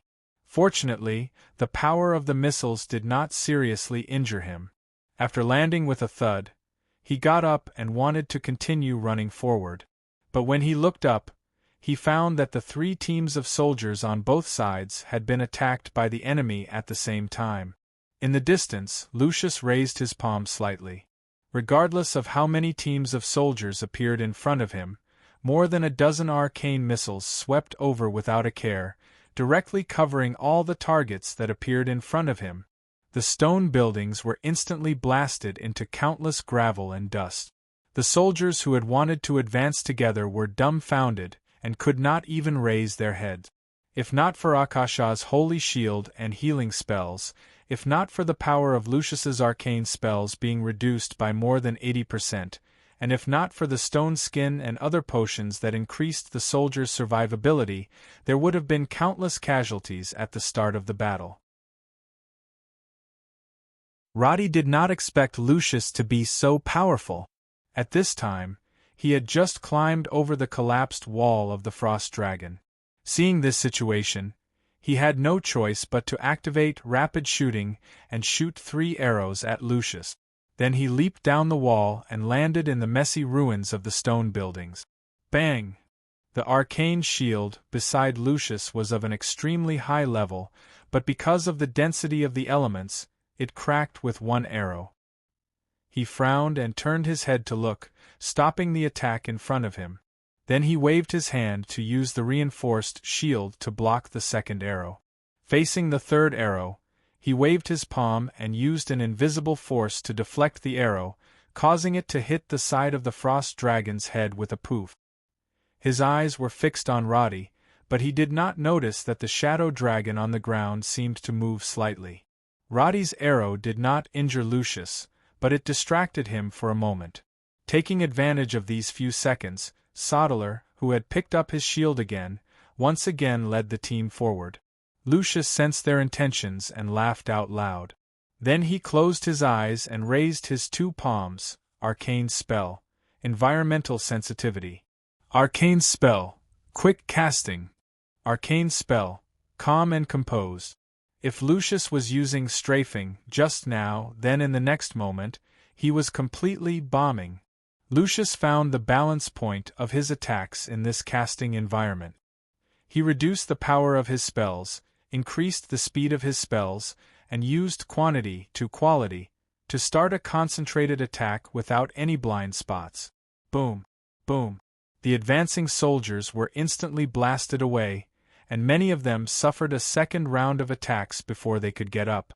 The excessive damage immediately caused more than a dozen people to lose the ability to move. But amidst the smoke and dust, Sodeler, who was holding his shield in front of him, did not fall. Because he had advanced to become a spectral knight, his condensed battle aura was much thicker than others, and his defense was several levels higher. After the power of his opponent's spells decreased, he charged all the way to a distance of 30 meters from Lucius without sustaining any serious injuries. On the other side, after activating full concentration, Roddy, who had been using leap and sprint continuously, found that he could not escape the barrage of attacks no matter how hard he tried. In a moment of desperation, he had to activate his tortoise shield, forcefully withstanding the arcane missiles that bombarded his body, protecting his head as he continued to approach Lucius.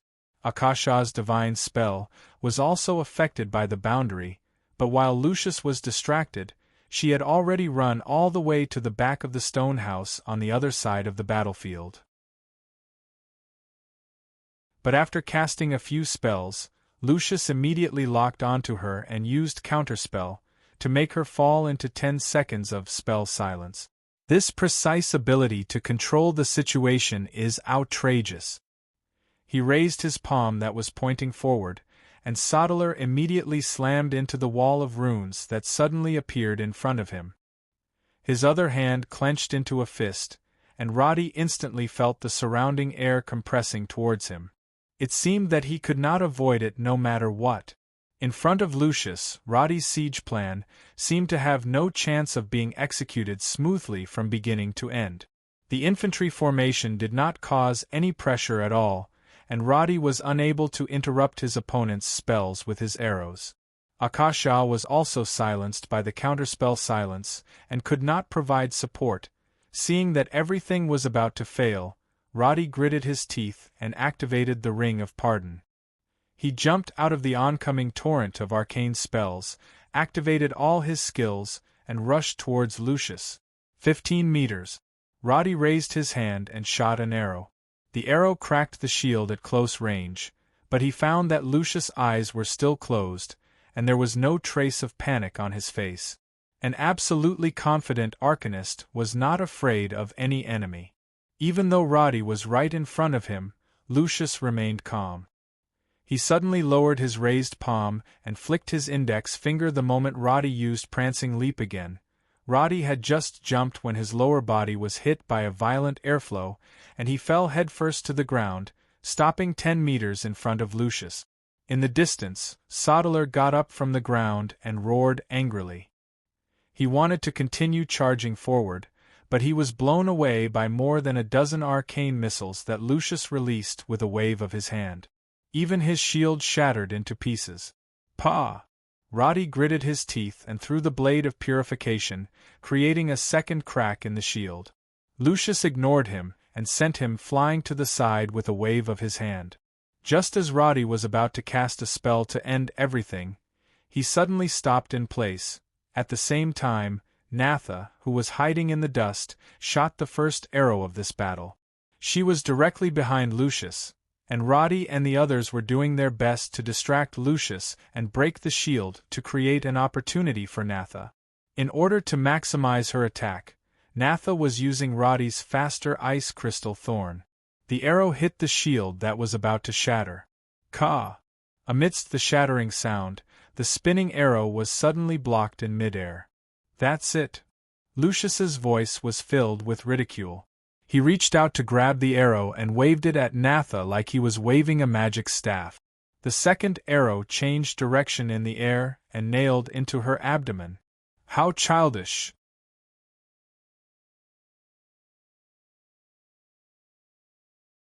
Chapter 385. You want to deal with me with just a few tricks? Lucius's voice carried the calmness of the strong. Even though Roddy's plan did pose a threat to him, Lucius did not show any signs of panic from beginning to end. At this moment, he slowly turned around and raised his palm.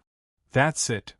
Roddy, who was lying on the ground, had intended to pick up the dagger on the ground to fight back, but when he looked up, he suddenly saw a charging crystal scattered on the ground beside him.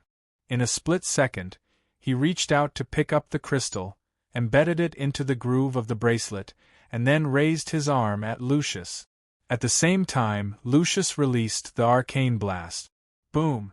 Sodeler, who had fallen to the ground, Natha, who had been shot in the abdomen, and Akasha, who had been silenced, all widened their eyes. The light of the arcane blast was completely covered by the energy released by the bracelet in Roddy's hand. The huge beam of light penetrated Lucius's chest and hit the wall behind him, shattering the stone wall. When the light dissipated, Roddy was half kneeling on the ground, gasping for breath, while Lucius stood in place with a huge hole in his chest. A comeback! Such an injury would be fatal to anyone. Roddy blinked, seemingly unable to believe that the battle had ended just like that. Unable to withstand the violent release of energy, the bracelet cracked and fell to the ground. Roddy did not even look at it and was about to get up when he found that Lucius's face did not show any surprise. Instead, his expression was calm as if nothing had happened. He sensed that something was wrong and immediately leaped out. But just as his body was flying in the air, a series of arcane missiles chased after him along the trajectory of his movement and hit his body with a swoosh sound. A large piece of his leather armor flew off, and Roddy, who had been hit in the calf, thigh, and abdomen, lost his balance and tumbled to the ground. Do you think I didn't notice that clumsy toy? Lucius's voice came from the other side. Just now, he had used the instantaneous arcane mirror image to easily dodge Roddy's attack. Now, not only was he unscathed, but he had also cast an arcane shield. Lucius, who had his back to the two dragons, was still calm and composed. He raised his hand and was ready to end Roddy's life once and for all. After being hit by 3 arcane missiles, Roddy's health dropped to the bottom.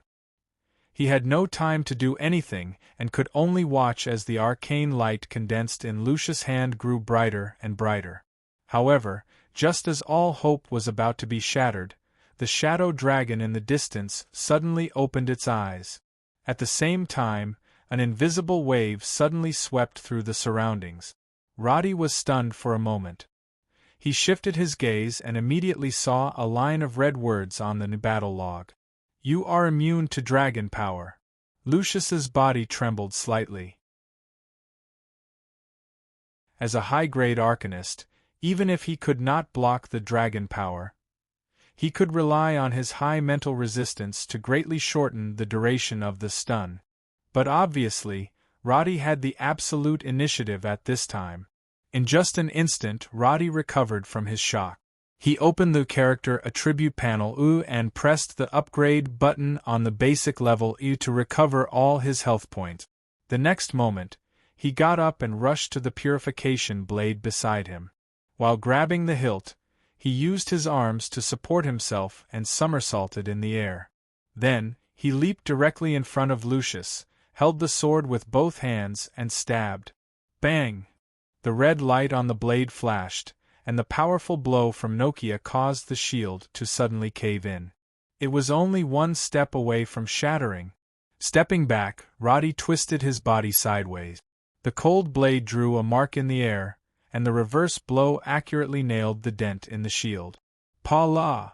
There was a shattering sound, and there were no more obstacles between the two. But at the same time, Lucius got rid of the dragon power. He suddenly took a step back, and his eyes finally revealed an unconcealable panic. This was because he heard the dragon incantation behind him. Looking at the dagger and the shadow arrows that appeared around him, Lucius found that he had no way to break them, so he immediately made his last choice. The elder of the sacred assembly reached out and pressed on the belt of his robe, activating the hidden arcane spell, space teleportation. A faint light suddenly enveloped Lucius's body. The next moment, the dagger slashed at his neck, but it was directly repelled by an invisible but powerful force. The countless shadow arrows that surged in from all directions were also repelled. The terrifying attack of the shadow dragon could do nothing to this spatial barrier. Damn it! Roddy cursed, but he could only watch as the magic formation under his opponent's feet unfolded. The teleportation scroll was a peerless treasure that had been preserved since the High Elves' era. Every time one was used, there would be one less. When used, it could block almost any attack and could be considered invincible. However, Lucius could not attack Roddy either. He could only stare at Roddy's face, trying to remember this guy who had completely disrupted his plans, and wait to settle the score with him in the future. The teleportation scroll needed 5 seconds to charge up, and Roddy could do nothing about it. But the shadow dragon, Merlinthra, narrowed her purple eyes and began chanting the next part of the incantation without pause. Clearly, she had no intention of letting Lucius go. Just as Lucius's figure was about to disappear, purple words suddenly appeared on the incantation on the magic formation under his feet. Lucius's expression changed drastically. He opened his mouth to say something, but the light of the teleportation scroll suddenly bloomed. Pa! The unique sound of space tearing rang out, and Lucius completely disappeared from the battlefield. But Roddy found a pool of fresh blood where Lucius had just been. He clenched his dagger, feeling extremely helpless. If the roots are not removed, the weeds will grow again. Being targeted by the experts of the Holy Assembly is definitely a disaster. But from another perspective, it was a miracle that he could survive after facing Lucius, but this thought was fleeting. After Lucius disappeared, he had to face the 2 surviving dragons alone. Lucius's disappearance caused the arcane bindings on the 2 dragons to disappear. The shadow dragon was seriously injured and could not move, but the blind ice dragon immediately realized that this was its last chance to escape. It struggled desperately to break free from the last few shadow chains and got up. Roddy involuntarily tensed up. He took a few steps back but found that no matter how he retreated, he was covered by the shadow of the other party's wings. Attack? The blade of purification was like a toothpick in front of the other party. Go to hell. Visum was furious. Although he was blind, his sense of smell and hearing were still very sharp. The first thing he did after getting up was to rush to the side, bite Marinsura's neck, and throw her away. Boom. The remaining wall of the fortress collapsed, but Visum did not chase after her to attack. Instead, he turned his head and looked at Roddy, Sodeler, and the others behind him. You bunch of worms. Visum could not accept being treated as a trophy by Lucius. The arrogant Visum was filled with hatred for all humans. In his eyes, there was no difference between Lucius, Roddy, Sodeler, or any other human in the fortress. Lucius had escaped, so the remaining humans would have to bear the brunt of his anger. So he opened his mouth and took a deep breath. At this moment, everyone except for Roddy was still in a state of paralysis caused by the dragon power.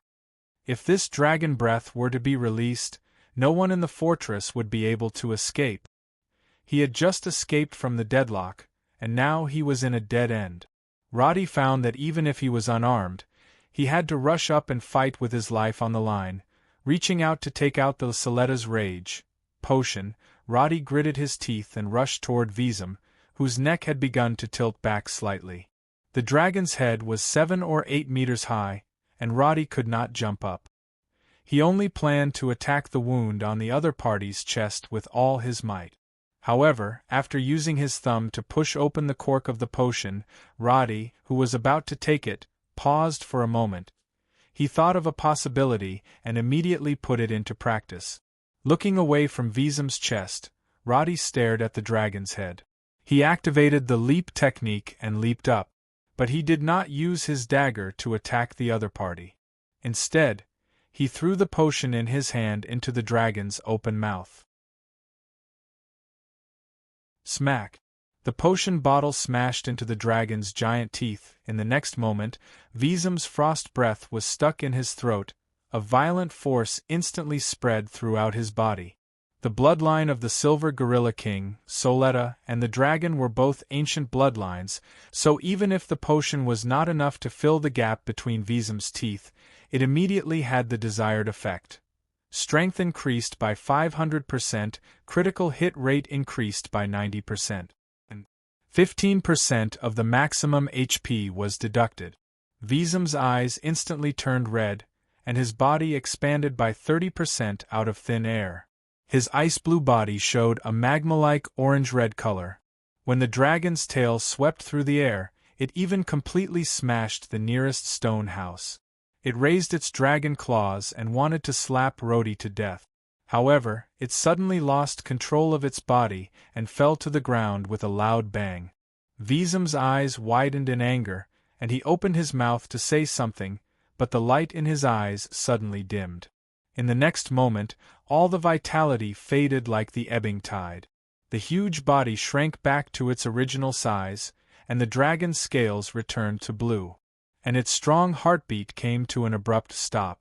At the same time, Roddy's battle record showed a large number of prompts. You killed the frost dragon Vizem. The dragon's curse is in effect. You have obtained the mark of the dragon slayer. You have obtained 237,000 experience points. Reputation with the dragons unlocked. Your reputation with the frost dragons has reached hatred.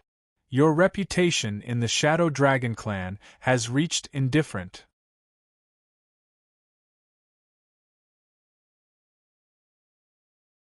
Chapter 386. Did I succeed?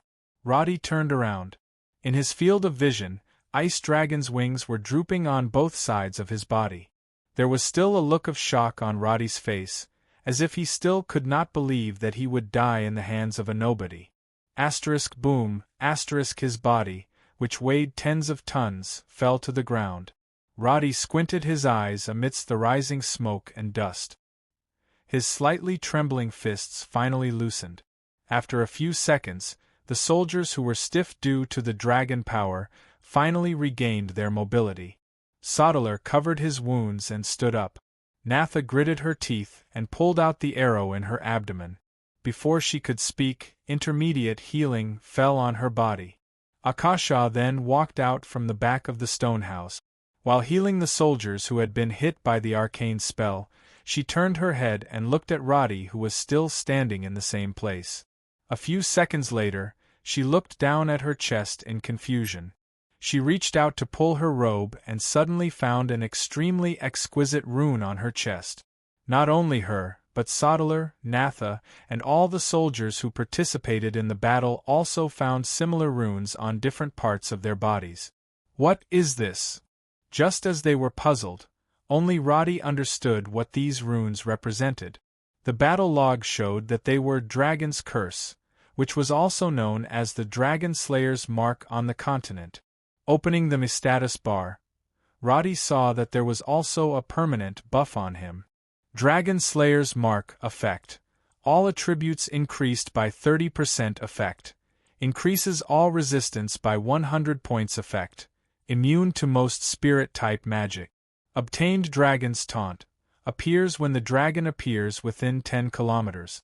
Those who have the mark will be accurately targeted by the dragon. This mark will be cast on all targets within a kilometer when the dragon dies, and will reduce the reputation of all dragons by 300 points. Such a powerful buff was already comparable to an epic-grade scroll of the Holy Assembly. It could be said to be heaven-defying from any perspective, but power always came with a price.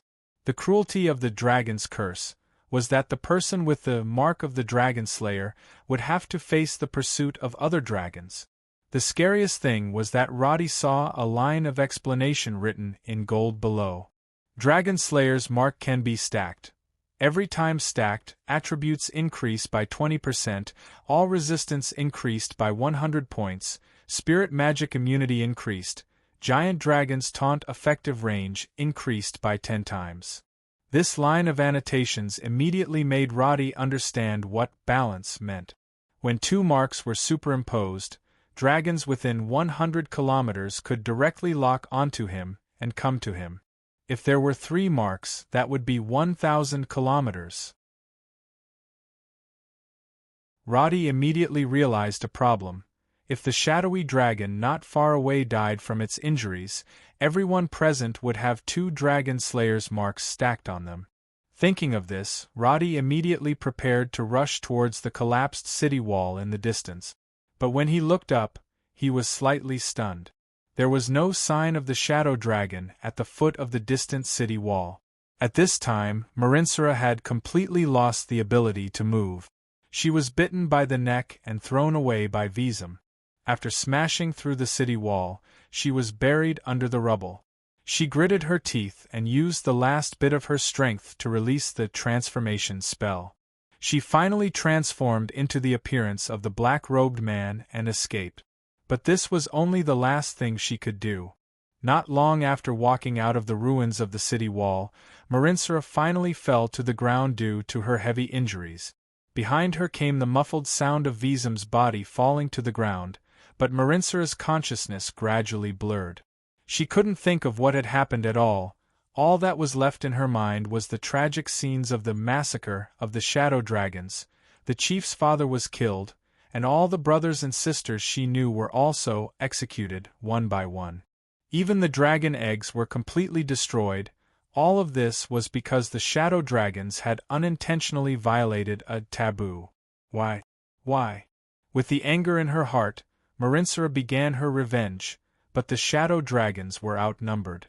After running for several years, she was finally ambushed by Visum 6 months ago.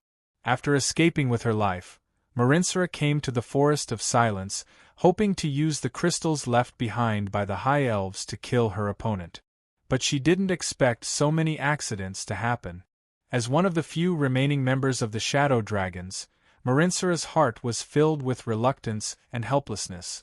She needed revenge, she needed to recover her strength, and she needed the Shadow Dragons to continue to reproduce. But now, all of this seemed to be an impossible wish. Looking at the sky in a daze, Marinsura slowly closed her eyes. Her consciousness suddenly left her body. She felt the dragon god's soul slowly embracing her.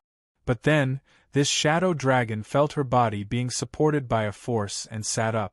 Under the black hood, the veil covering her cheeks was violently pulled away.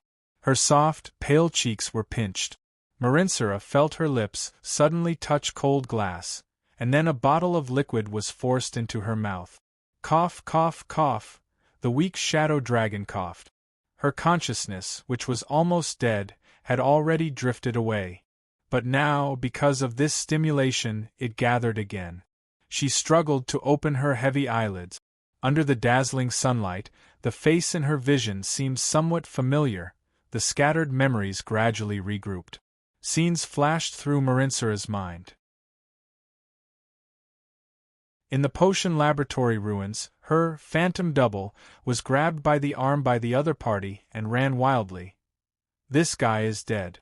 I must not meet him again. A minute ago, he fought with that human magician until the last moment. He should be the brave one among the humans, right? And when Visum turned around and spat out dragon breath, this guy stood in front of her with a dagger in his hand in the end. He still couldn't avoid such an ending.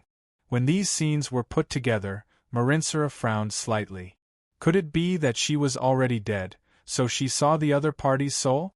But then, the shadow dragon saw Roddy's face clearly, and saw the strange and bright white halo in his left eye clearly. This is the mark of the Dragon Slayer? Roddy didn't understand Marinsura's dragon language. He didn't notice the halo in his left eye because he was completely shocked. Roddy didn't expect that the shadow dragon he had decided to save would have the appearance of a high elf. And it was a female. The transformed Marinsura had a head of long, purplish-black hair. Her extremely short dragon horns were like two playful hair accessories. Her hair was slightly messy on her forehead, and her facial features were more perfect than a sculpture without a single flaw. Words like pretty, beautiful, or exquisite did not appear in Roddy's mind at all. The only word he could think of was goddess. This wasn't a goddess who was on par with Miss, Mr. Perfect, and so on in his previous world. She was a god who looked down on all beings from above. But these thoughts soon became meaningless because he saw the shadow dragon raise her hand with a cold expression and point her fingertip at him.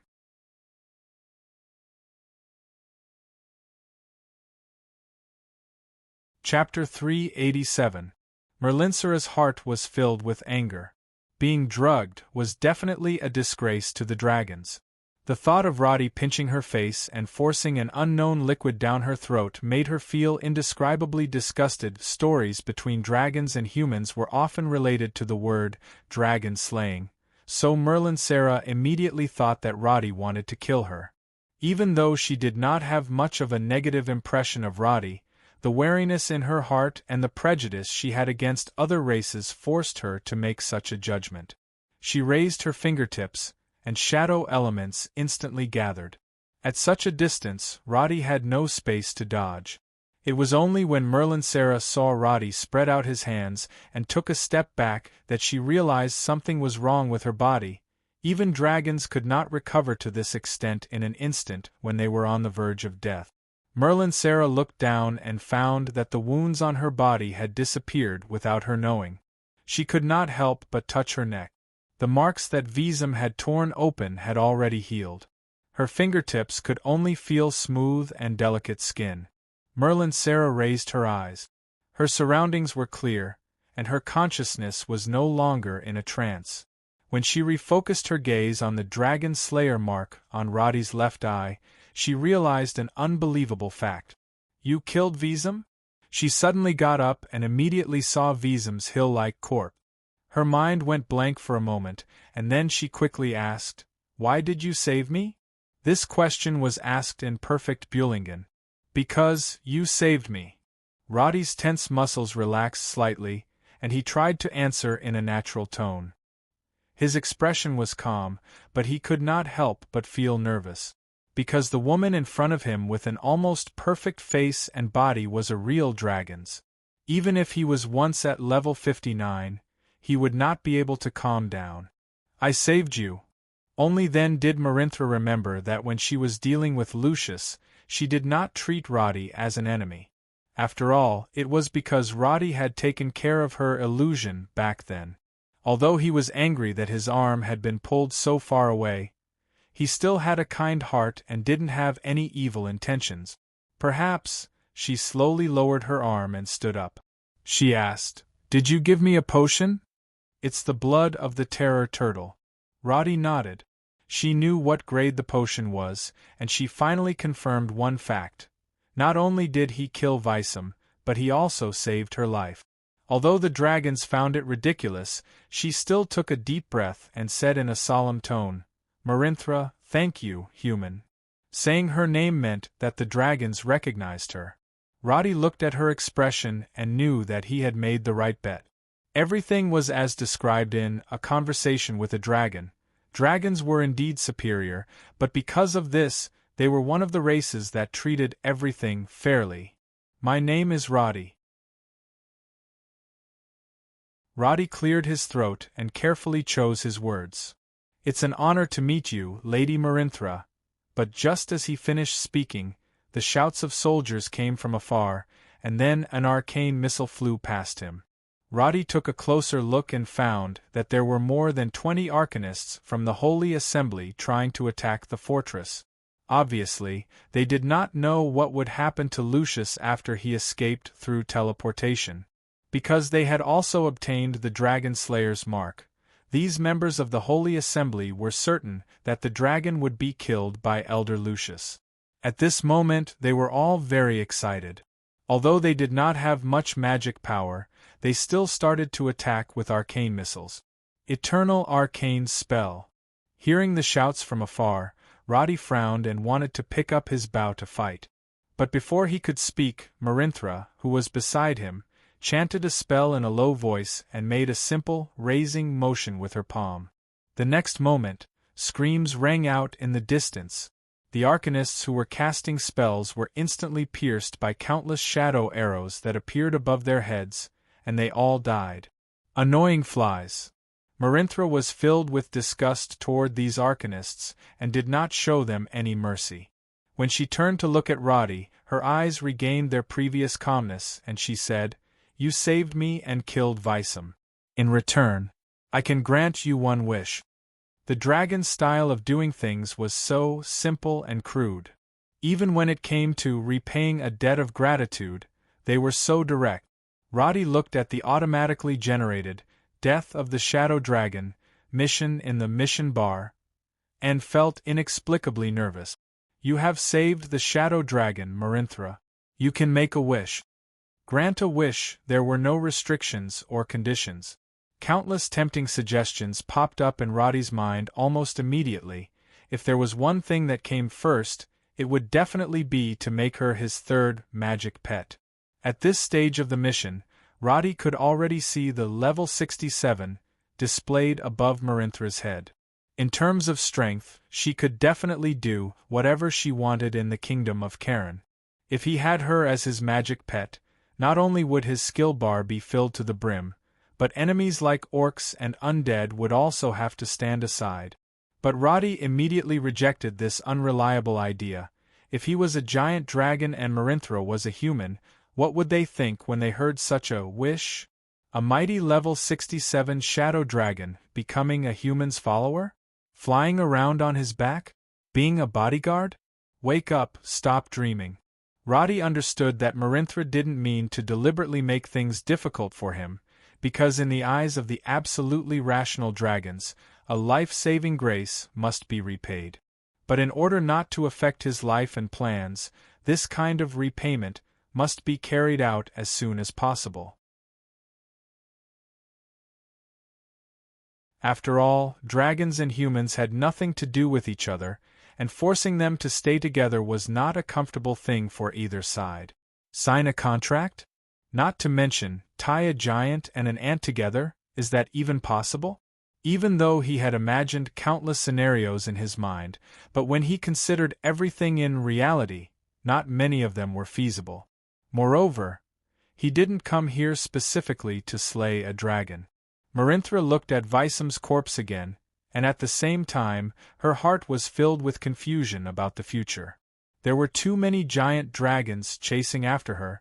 Where should she go next? More than 10 seconds passed, and the two of them were silent as they pondered over their own problems. Soon, Roddy gave his answer. "Lady Marinthra, if possible, I would like to have 227 charging crystals." Roddy stated his wish, which was also the mission goal of this trip. Marinthra had thought that Roddy might make an extremely demanding request, but she didn't expect his wish to be so simple. This was too different from what she had imagined. He didn't ask her to help him kill people, search for treasures, or do things that she didn't have any objections to, but only a few charging crystals. In the face of the Dragon Clan's wealth, this kind of thing was not even a drop in the bucket. She didn't have much interest in humans, but at this moment, she was a little curious. She asked, "Why 227? To save my friend's life, I can't go any lower." Roddy didn't explain further, but this sentence was enough to prove that his wish was not a joke. Marinthra looked at him seriously, raised her palm, and condensed a dark purple crystal in her hand with pure shadow energy. Then, she gently handed it to Roddy. "Walk 300 meters west, and all the crystals in the cave are yours." "Thank you, Lady Marinthra." Roddy didn't ask if the crystals were enough, because he knew he didn't have the right to say anything at the moment. "I've fulfilled your wish, so goodbye." His interest in humans stopped here. The mundane affairs of the mortal world and the pursuit he had to face were two completely different worlds. Marinthra took a step back and said to Roddy calmly, If you have time, you can visit Elson. As soon as Roddy finished speaking, Marinthra disappeared in the rising purple smoke. As for whether she heard him, Roddy didn't know. He heaved a sigh of relief. He looked at the messy battlefield in front of him, but he didn't regret his decision just now. He opened his palm and looked down at the energy crystal in his hand. Key of Mystery Barrier, Epic Unique Use. Open a sealed barrier.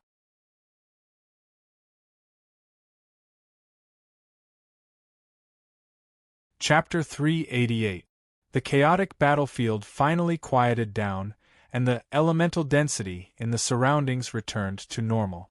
Akasha drank a bottle of potion and brought back the seriously injured soldiers from the brink of death.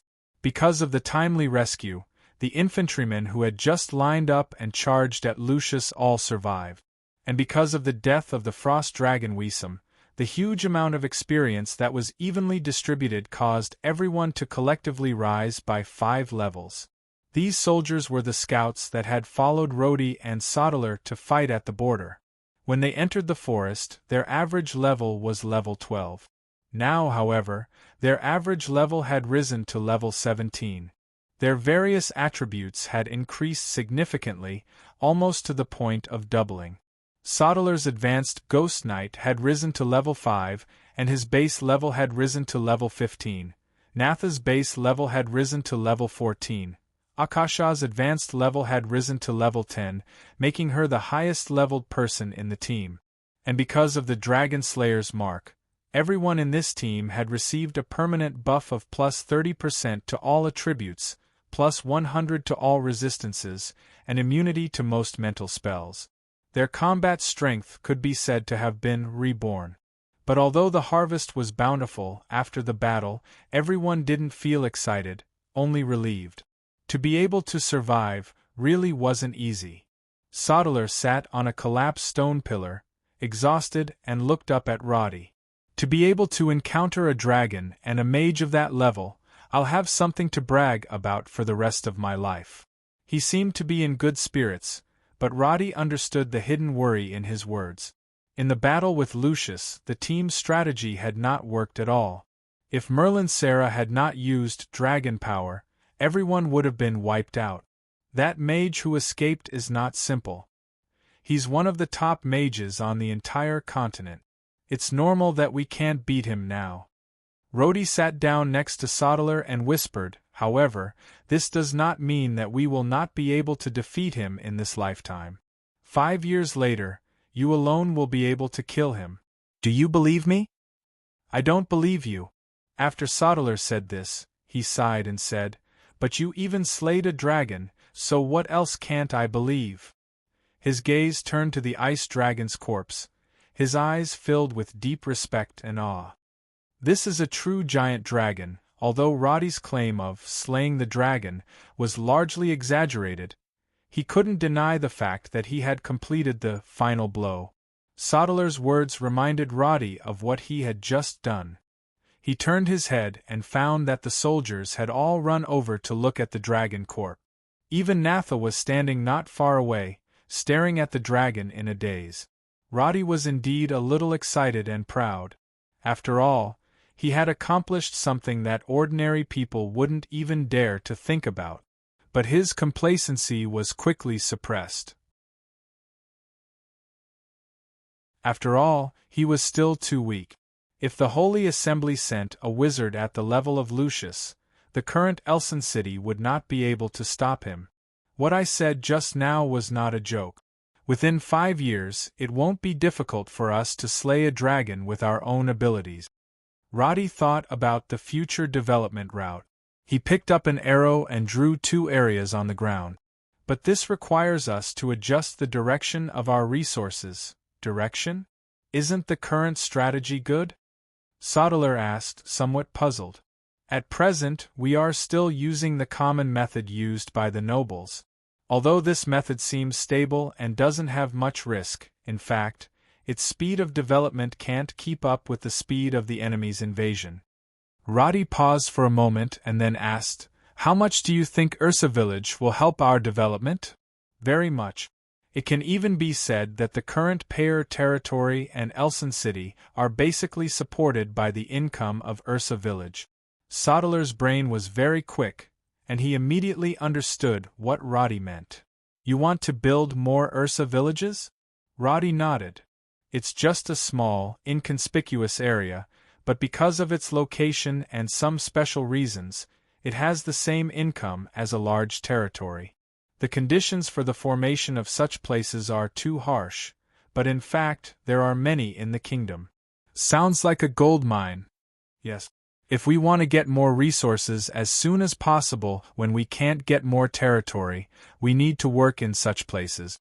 But the specialties of Ursa village require a lot of manpower to transfer and sell them. We can do that in Iferta, but what about other places? Sodeler frowned, feeling that it was not feasible. What's the richest group on this continent? Roddy suddenly changed the question. The royal family? The nobles? Who else is there? The Pharmacist Association, the Elementalist Association, the Enchanter Association. Even the royal family has to spend a lot of money to support these spellcasters. Herbs, enchanted ores, rare monsters, ancient recipes, and so on. They are far more valuable than wine and food, and it's easier to accumulate wealth quickly. Sodeler knew more about the nobles, but he didn't have a deep understanding of mages. However, he knew that Roddy was not one to brag, so he didn't refute and nodded. We'll talk about it when we get back safely. Set up camp. An hour later, bring a squad and I to search the cave. No problem. Sodeler got up to make arrangements, while Roddy came to the corpse of the frost dragon and looked at it. In his mind, he counted the parts that could be used. The dragon skin could be made into leather armor, and the dragon bones could be made into various tools, including shields, lances, and even dragon tooth daggers. Roddy couldn't confirm the specific uses of the dragon's blood and meat, but he was sure that they were all priceless treasures. Even without Merlin Serra fulfilling his wish, this harvest was still amazing. However, after everything calmed down, the lingering depression in his heart made him feel a little depressed again. An hour later, Roddy entered the protected cave with the crystals that Merlin Serra had given him. To his surprise, there were more than 700 crystals full of energy, which meant that the mission of collecting crystals had been completed.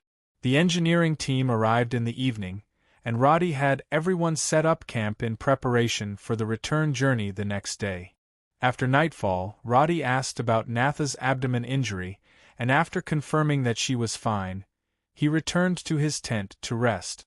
But until now, Akasha still hadn't hugged his bed to sleep like she usually did. For some reason, Roddy suddenly felt empty in his heart. Before the battle with Lucius, Akasha's hug had left him in a trance for a moment. Now that he thought about it, he didn't seem to have any feelings of resistance.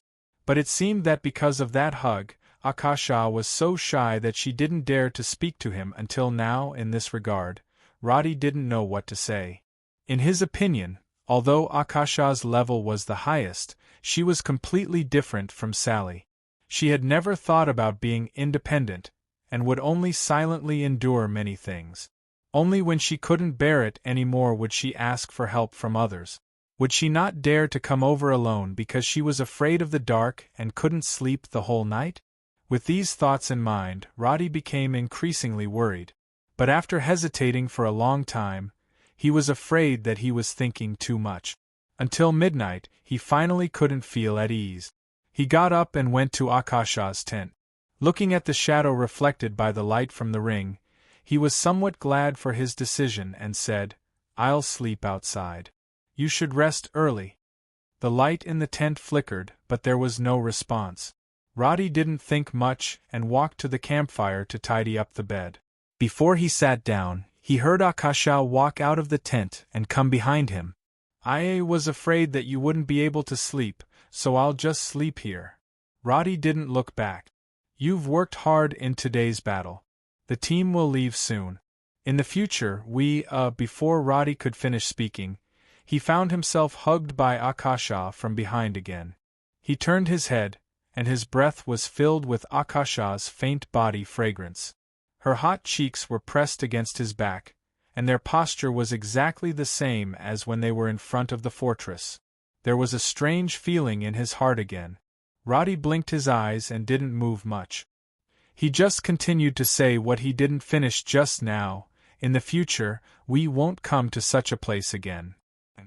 Akasha's answer was full of satisfaction. She took a deep breath and whispered, "I'm sorry, but I really couldn't control myself. I know it's not appropriate, but I couldn't help it." Roddy didn't struggle or push her hand away, but asked softly, "Why?" "I'm stupid, I'm cowardly, I'm a heathen. But you took me in and treated me so well. You're too good to me. Since I was born, no one has ever treated me like this. I know this will make you worried, but I thought that you already know what I think, so I want to say." Akasha's hands slightly tightened, trying hard to stop her voice from trembling. "I like you. I like you." It was just a simple sentence, but it touched Roddy's heart, because Akasha didn't put herself on the same level as him at all. She kept apologizing and hesitating.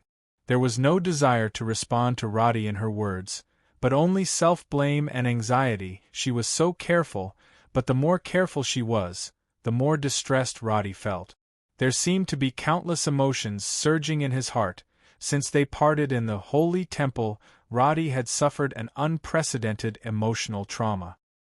He thought that he would be with Naifei until the end, but he didn't expect that when they met again, they would not be fated to be together. And the break with Sally pushed everything that had been maintained to the abyss. He thought that he would grasp everything, but he didn't expect to lose everything in the end. Akasha's fingers trembled slightly. Roddy's few seconds of silence made her more nervous, but then he slowly sighed and said softly, "Thank you, Akasha." He had a lot of words to say, but the moment he opened his mouth, he only said a word of thanks. Akasha's confession made him suddenly understand that the past couldn't be reversed, the future couldn't be predicted, the only thing he could grasp was the present. Those feelings of entanglement, loss, and helplessness, after all, were just the traces left by the old days. Immersed in it would only make him feel more confused and at a loss. So he sighed softly, and finally decided to bid farewell to the burden of the old days, and calmly took the real, first step in his relationship.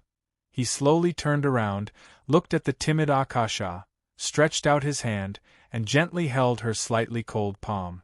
After thinking for a long time and changing for a long time, this chapter may be a bit abrupt, but it is something that I insisted on writing. Many things go against the plan. We originally thought that we could grasp everything, but in the end we lost everything.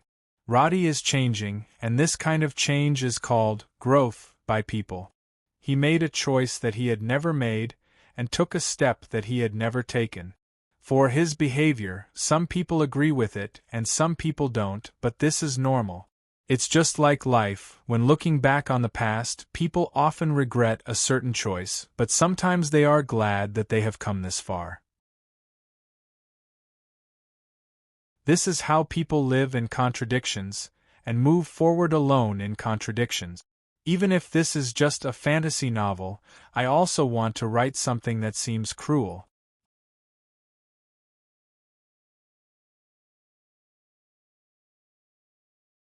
Chapter 389. The next day, Roddy's team finally finished all the missions in the Forest of Silence and began to retreat. 700 crystals sounded like a lot, but it only took 3 batches of people to transport the sappers and the soldiers who were pouring in from Elsa village.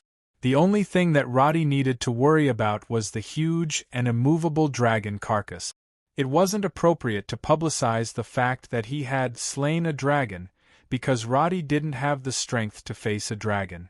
If he provoked the dragons because of his pretentiousness, he would be in serious trouble. That was why he didn't let the military engineers who followed him know that he had slain the dragon. Instead, he completely sealed off the fortress and, together with Sodeler and more than 30 soldiers, simply dealt with the dragon's carcass. Rather than dealt with, It was actually just a simple dismemberment of the carcass so that it could be easily transported by horse carriages. This almost exhausted them to the point of collapse. The terrifying defense of dragon scales was so strong that Roddy felt that it would be easier to dismantle an aircraft carrier than this. But after 2 days and 2 nights, the dragon could finally be transported by carriage.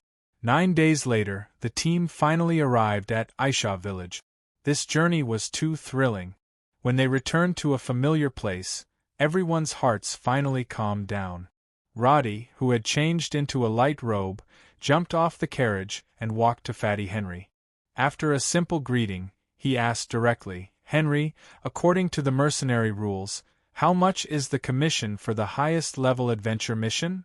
"My lord, every mercenary association has different rules. The highest reward for a mission in Gigtown is about 120 silver coins per person. Of course, it's also calculated by day or according to the results of the mission."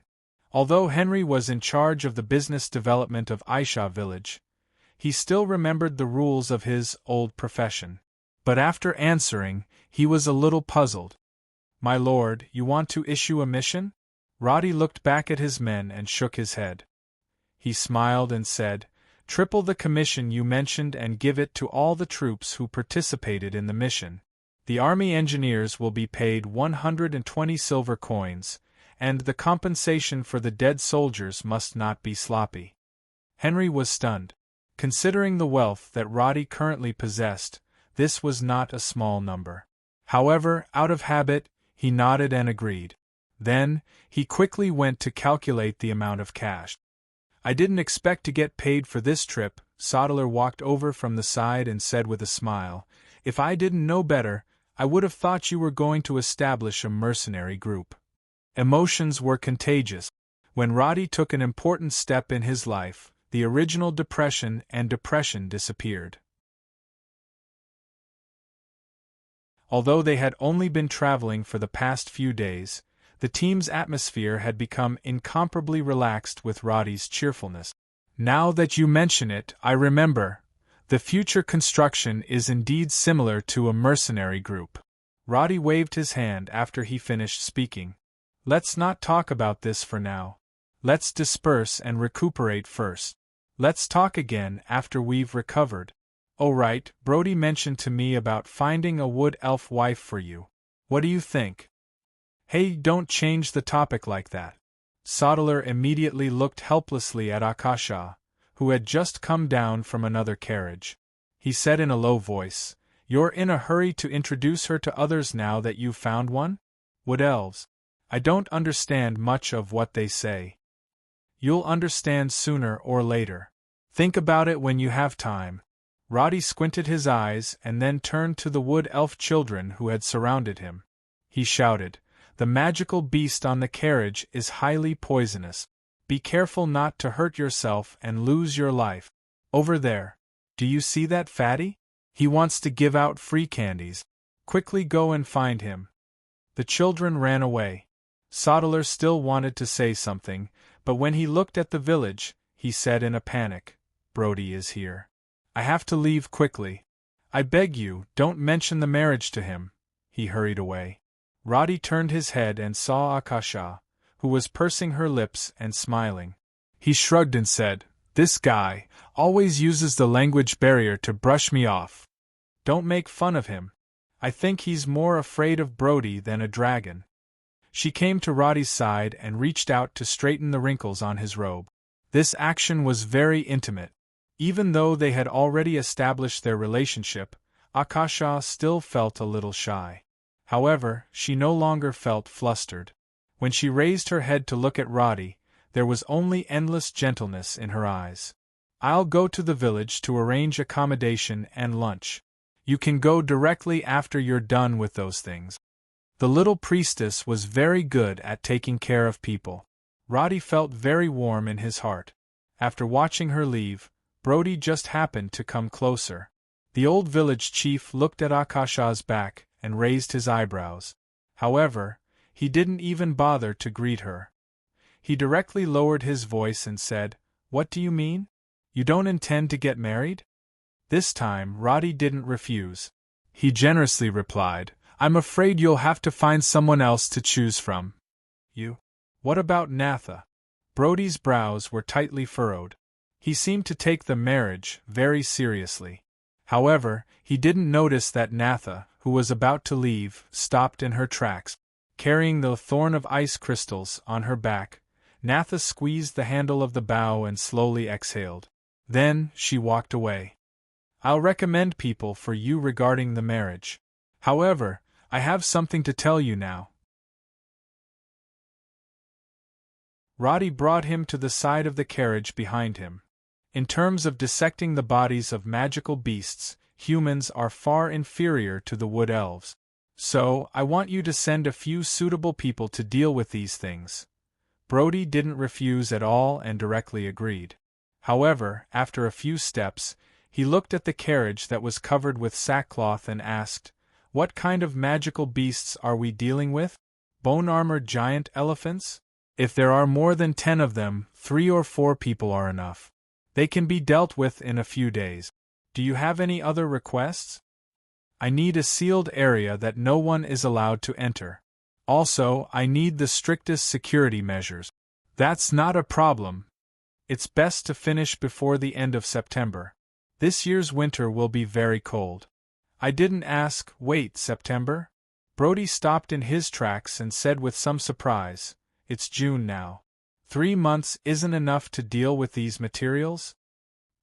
He continued to walk a few steps and pointed at the silhouette wrapped in sackcloth on the carriage beside him. "Is it a magical beast that's difficult to deal with?" "Indeed." Roddy reached out to untie the fixed rope and slightly lifted a corner of the sackcloth. "What is this? A giant freshwater crocodile? Or a—" The old village chief looked at the huge dragon's tail and suddenly thought of a possibility. His words came to an abrupt halt. He froze for a few seconds before rushing to the front of another carriage and suddenly lifting the sackcloth covering it. "In the name of the goddess of nature, Roddy, are you joking?" Asterisk, asterisk, asterisk, asterisk, asterisk. Just as village chief Brody was in a daze over the dragon killed by Roddy, Elder Lucius, who was lying in his bedroom on the other side of the continent in the Castro mountain range, had just woken up from his coma. Chaotic memories replayed in his mind, and the last scene that Lucius could remember was the moment before the teleportation ended. The invincible spatial barrier failed to block the spell of the shadow dragon, causing him to lose consciousness in a burst of pain. "It can actually see through the mysteries of space." Lucius shuddered at the strength of the shadow dragon. After taking a deep breath, he felt intense pain all over his body. He stretched out his hand to prop himself up, but the next moment, he was horrified to find that he had lost all feeling in his lower body. He turned his gaze and discovered a cruel fact. His lower body, from the waist down, had completely disappeared. How could this be? How could this be? This discovery made Lucius feel a little dizzy. He tried to stand up like a madman, but because his arms could not support his body, he fell to the ground with a thud. Blood dripped from his lips, and the sweet, fishy taste made him realize that this was not a nightmare. In just a few seconds, cold sweat seeped out of his forehead and flowed down his cheeks. He reached out his hand to wipe his face, and then tried to gather elements to support his body, but the consequences of casting the spell made his face even more unsightly. The elements in the air seemed to have slowed down countless times and no longer obeyed his commands like before. This could only mean one thing. His strength had greatly declined. Hearing the sound of footsteps, Lucius turned his head and asked his servant loudly, "What the hell is going on?" "Elder," the servant held a letter in his hand. Seeing Lucius fall to the ground, he hurriedly reached out to help him up. "On the 14th, you appeared at the teleportation point. Because you were seriously injured, Lord Talus personally came to save you, but your injuries were so serious that your legs—" "That's Lord Talus's letter? Give it to me." Lucius wanted to ask more, but seeing the letter with a special seal in the servant's hand, He was no longer in the mood to listen to nonsense, and immediately snatched it. But after reading it, Lucius's heart almost sank to the bottom of the valley. "Elder," the servant at the side spoke up. "Don't call me elder." Lucius's face was extremely pale, as if he had aged more than 10 years in an instant. "Heh! You didn't ask anything and just eliminated me like that." The letter was instantly burned to ashes. Lucius slowly closed his eyes, and when he opened them again, he clenched his fists. His eyes were filled with raging flames of anger. "It won't end like this. All of you will pay for this." June 23rd.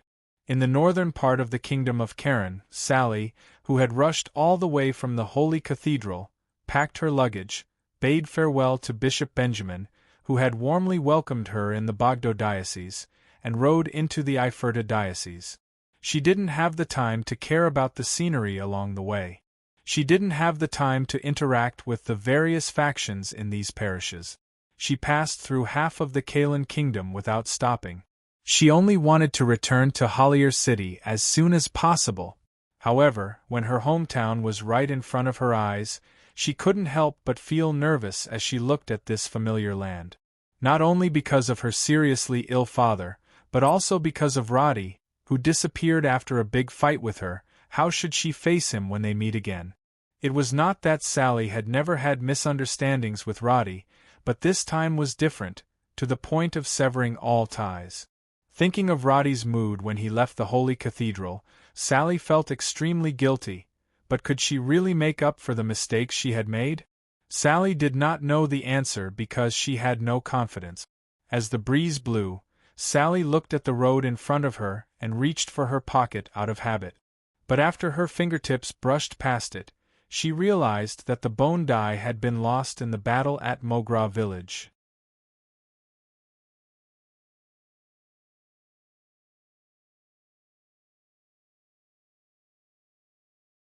Chapter 390. The 25th of June. It was the beginning of summer, and the temperature in Elson City was rising. At the same time, the deserted city had become as prosperous as a small town due to the arrival of more than 2,000 people. There were teams of wandering undead guards in the outer city, and all kinds of troops were stationed in the inner city, including the transport team of the Dukes of Angmar, the construction team of other nobles, and the workers, recruited from Payer's territory. At the same time, the first batch of priests from the Rose Cross Church also led a team of 100 people to select suitable buildings and began the renovation of the church and monastery. An empty city that had been sealed for more than 700 years began to change dramatically under Roddy's efforts over the past few months. And today the leader had finally returned. When the sound of the needle-tailed sand cone came from the sky, Naife ran out of the Pasha Magic Tower excitedly and rushed all the way to the city square. "Brother is back." She waved at Roddy, who jumped off the Kelda duck. Camilla, who was following behind her, had a smile on her face. Compared to her haggard appearance a few days ago, Camilla's face was ruddy and her steps were light, as if she was full of vitality.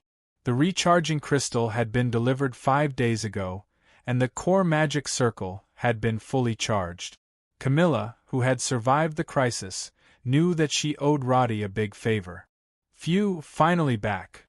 Roddy reached out his hand to help Akasha jump off the Kelda duck. He patted the big bird and turned to the mother and daughter in front of him with a smile. "I didn't expect there would be a welcoming ceremony." "Well, Naife's dress is very beautiful." Looking at the little lowly, Roddy's idea was very simple.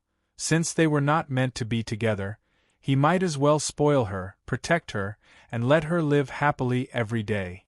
"I've gained a lot from this trip. I've brought gifts for you. Don't refuse." As Roddy was talking, he noticed that Akasha was about to carry her luggage. He immediately reached out and smiled. "Let the men do this kind of thing. And I'll listen to you." Akasha nodded obediently. She did not tremble at all because of her fear of height. In her eyes, there was nothing happier than being held in Roddy's arms all the way. Even if she only smiled faintly, the happiness in her heart could not be concealed. The smile on Camilla's face froze. She could sense the change in Roddy and said hesitantly, "Roddy, you have changed a lot. I encountered some things, made some choices, and got rid of some burdens," Roddy admitted frankly. He then pointed at the Pasha Magic Tower and said, "I'll tell you in detail in the Magic Tower. There are some things that I didn't make clear in the letter." After saying that, he turned his head and gently held Akasha's hand. "Go back and rest first. I'll go back after I'm done." "All right." The little priest blushed a little. He looked up at the mother and daughter, who were blinking their eyes, and waved his hand. "You guys talk, I'll be going first." Camilla felt that her throat was a little dry. Although it had nothing to do with her who Roddy was dating, she suddenly had an indescribable feeling in her heart. But her habitual rationality made her suppress her emotion. "Together?" Roddy nodded generously. Then he took out a silver rattan wand and handed it to Naifi. He imitated Henry's tone and said, "It's the standard equipment for little arcanists. Silver rattan wand. You deserve it. Try it." Naifi exclaimed in surprise. She jumped and followed Roddy. Camilla pursed her lips, but in the end she did not say anything and followed them. "Is there any problem with the crystal?" 10 minutes later, Roddy stood in front of the core magic circle of the magic tower and asked aloud. In front of him was the city management system, which showed the current operation of the core magic circle. "With the current consumption rate, it can last for a long time." Camilla stared at the core of the city in front of her and answered calmly. Naifi took the wand to the special magic practice room in the tower to test the power of the magic circle, while Roddy and Camilla were discussing the future strategy in the core of the city. It's like this when no other defensive magic circles are activated. But if there is a war or some special event, the city will still need a lot of crystal stones as energy. Roddy looked at the 3-page list of magic circles and continued, "After all, the crystal stones found in the Forest of Silent Words are limited. As for the production of the charged crystal, when can we put it on the agenda?" According to the content of charged crystal making theory, all the materials can be purchased, but the price may be very high, and the source of energy is also a problem. Camilla took out a piece of parchment and said, "The list of materials is here. To produce the crystal stones, we still need to activate the crystal furnace in the city, but the remaining crystal stones are just enough to activate it." She raised her finger and pointed at the parchment. "The produced crystal stones need to be charged, and the energy source is very troublesome. Things like the molten core, tears of ice crystal, and the Earth's core are almost impossible to find. The most direct way is to use ordinary magic crystal to charge it. Only magical beasts above level 30 would have magic crystal, so it seemed unrealistic to use magic crystal to charge it." Roddy frowned slightly and glanced at the list of materials. After recalling carefully in his mind, he suddenly asked, "What's the efficiency of the molten core's conversion?" "Theoretically, it's second only to the magic crystal, but it's too difficult to obtain." Camilla knew that Roddy would not speak without thinking, so she dissuaded. "In comparison, I know some places that have tiers of ice crystal and Earth's core, but it's better to use magic crystal to convert as much as possible. That's the fastest way at the moment. Magic crystal that has just been condensed is enough to fill 7 crystals with half of the energy, which is enough for the operation of ordinary magic circles. And if it's a high-grade magic crystal, the number can be many times higher." The crystal stones did not have to be fully charged to be used. What was needed in the early stage was quantity rather than quality, so this method was the fastest way to improve the defensive ability and level of the city. "In the end, I still need money." Roddy really wanted to buy, but looking at the list in front of him, he had to admit that he was still poor. Such a huge city, the little money that Aisha village earned was obviously not enough, and because it was an empty city, Elson had no economic output at all. Thinking of this, he suddenly asked, "So, what do you think I should do now?" "Increase the population," Camilla blurted out. Then paused. I've thought about this before, so, go on, I'm listening." Roddy smiled. "What I mean is, Elson City needs a large number of residents, the surrounding land needs to be cultivated, the recruitment needs to be screened from the young and strong civilians, the arsenal, the magic tower, these all need manpower." Camilla's speech became smoother and smoother. "If we want the city to function, we need a large population. Moreover, we need civilians who are willing to stay here for generations to reproduce and live, not merchants who are temporarily recruited to do business here." These words made Roddy very much agree. In such an era where illiteracy was widespread, it was not easy to consider the distribution of age groups. Obviously, her knowledge was broad enough, and her consideration of the problem was very practical. "I need an advisor. I wonder if you would be willing to help me?" Roddy's question stunned Camilla, but she quickly realized what it meant. She took a deep breath and solemnly replied, "This is what I should do. Then, I'll have to trouble you in the future." Roddy took out a leather bag and handed it to Camilla. "This magic crystal should be enough to charge some crystals. You'll be responsible for the production of the crystals. A piece." Camilla raised her hand to catch it, and immediately felt a chill in her palm. She slowly opened the bag, and then suddenly held her breath. The frost dragon crystal with perfect cross-section and symmetrical edges and corners appeared in front of her with a faint mist. "The gift for Naife is a wand. I don't know what gift to give you. I guess this magic crystal will be useful to you, so I brought it back first." Roddy's eyes were still looking at the magic circle in front of him, as if he was handing Camilla a stone. He was thinking about the two big problems of finding sustainable energy and population, and did not notice Camilla's shocked expression at this time. He continued, "I'll give the list of materials for the charging crystal to Henry, and just wait for the receipt. Well, that's it for now, I'll go take a rest." Okay. Camilla's voice was a little stuttering. She looked down at the back of Roddy's back as he left. The priceless magic crystal in her hand was very important, but what was more important than it was Roddy's almost suffocating trust in her. Casually giving a dragon crystal sounded like it could not be more flashy, but in Roddy's eyes it could not be more normal. He had always only paid attention to practical benefits, and had always sneered at game skins, rare mounts, limited pets, and other things that had no practical use. Although the dragon crystal was precious, it could only be of benefit to Elson City in Camilla's hands, so in Roddy's opinion, it was a real waste to hold it.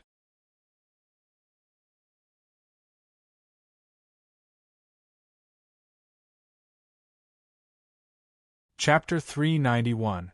In his memory, the calculation of Earth Splitter's EXP was very scientific, which meant that although Roddy had completed the last hit on the dragon, it did not mean that he could get the theoretical, full EXP. In order to prevent Smurfs from farming monsters to level up, the reward would be adjusted and reduced when the level difference between the two sides was too large. This resulted in Roddy only getting 37 million EXP instead of the full 98 million EXP. Of course, this was enough to be called an astronomical figure. Roddy counted the EXP needed to level up, then pressed the level up button twice in a row. 2 golden lights flashed, and Roddy's character attribute panel showed that his Witcher level had risen from level 6 to level 8. The skill bar lit up, and Roddy opened it to take a look and found that there were 2 more skills, Fury and Placate Magic Pet. At this time, he had already arrived at his own mansion. After stepping into the room, Roddy took off the slightly broken leather armor on his body and put it on the equipment rack. He washed his face in the bathroom, then took off his linen shirt, walked into the bedroom bare-chested, and sat on the bed. Slightly relieved, He reached out to open the interface and continued to read the skill description. Fury consumes 30 energy use. Temporarily increases the attack speed of the magic pet by 30% for 10 seconds. Cooldown time, 3 minutes. Side effect.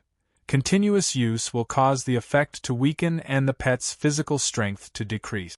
This was obviously a burst type of skill, which had a miraculous effect in a fast-paced battle. However, Roddy wondered how fast the Nokia's already extremely slow attack speed could be after the activation of Fury. Although he did not expect the magic pet to provide much damage output, Roddy was no longer completely indifferent to the role of pets as before. At least in the last few battles, his 2 pets had made great contributions. Looking down, the skill description of the latter was relatively simple. Placate magic pet consumes 15 energy use. Instantly reduces the cooldown time of all magic pet skills by 50%. Cooldown time, 30 minutes. This was similar to the Ice Elementalist's rapid cooldown, but it was more targeted. Although it was not very useful against Nokia's Tortoise Shield, which had a longer cooldown, Roddy firmly believed in the principle of there are no useless skills, only useless players. There must be some magical beasts that were very suitable for this skill.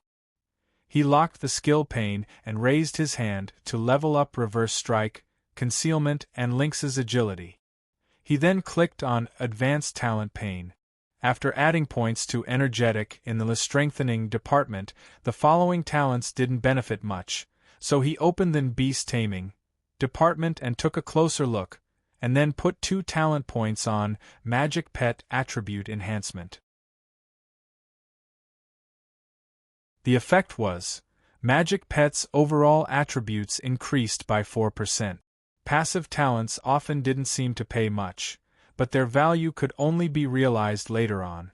Roddy clicked the Confirm button, but just as he was about to flip to other pages, he felt a sudden pain in his head.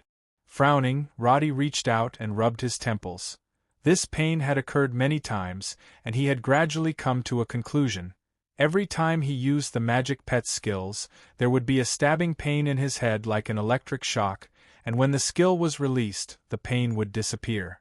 He originally thought it was just a coincidence, but later he realized that it was inevitable. He couldn't help but think of the Witcher, Ducal's notes. He himself had symptoms of headaches, and it seemed that he had gone to Elson to ask Khadgar for the reason, but in the end, he didn't find out. In this era, there were no CT machines, no hospitals, not even quack doctors. When people were sick, they would either bear it or spend money to find the church to treat them with theurgy. And now, his HP was at 100%, and there were no debuffs like diseases in the status bar. He really couldn't think of the cause of the headache. The pain brought by the talent points was fleeting, and Roddy simply didn't think about it. He raised his hand and flipped to the basic talent bar, added Constitution to it, and closed the entire interface. He closed his eyes and took a deep breath. His nerves that had been tense for a long time finally relaxed. Even though he had an extremely strong will, Roddy would eventually feel tired. He rubbed his hair, and just as he was about to get up, he found that the bedroom door had been gently pushed open. Akasha, dressed in a white robe, walked in. At this time, she was not as reserved as she used to be. Her hair was simply tied behind her head, and she was full of the home. Thirsty, right? She handed the cup of water in her hand to Roddy. I was preparing lunch just now, and didn't hear your footsteps. I saw the leather armor hanging there, so I knew you were back. Her eyes swept across Roddy's naked upper body, and Akasha's cheeks turned slightly red, but she didn't look away shyly. Instead, she unfolded the robe in her other hand. Change into this first. Do you need me to wash the leather armor? You don't do everything yourself. These are things that a servant should do. No matter what, I'm the Castellan. Although you're not the Castellan's wife, but, in short, you can't treat yourself as a maid. Roddy smelled the unique fragrance on Akasha's body, and his mood was indescribably relaxed.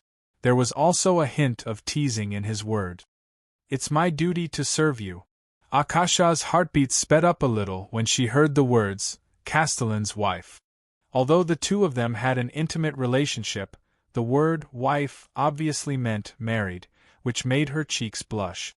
She pursed her lips and helped Roddy button his clothes. But when she smelled his scent, Akasha always felt a little reluctant to leave. Seeing this, Roddy didn't act foolishly. He immediately opened his arms and gently hugged the little priest. Their bodies were so close that they could even feel each other's heartbeat. The sweet feeling that neither of them had experienced before made them immersed in it. This feeling is really good. Roddy sighed softly. Before he released his arms, he found that Akasha suddenly tiptoed and gently kissed the side of his face. Then let's maintain this feeling forever, okay? Master, Miss Sally is back. Master, Miss is back. Butler John repeated the words several times before Duke, who was sitting in front of the armchair with his eyes closed, woke up. Ankama opened his eyes and gradually regained his consciousness. Half a minute later, he waved his hand and said in a low voice, "Then what are you waiting for? Do I still have to stop my daughter outside the door?" Butler John bowed his head, but he didn't tell him the truth.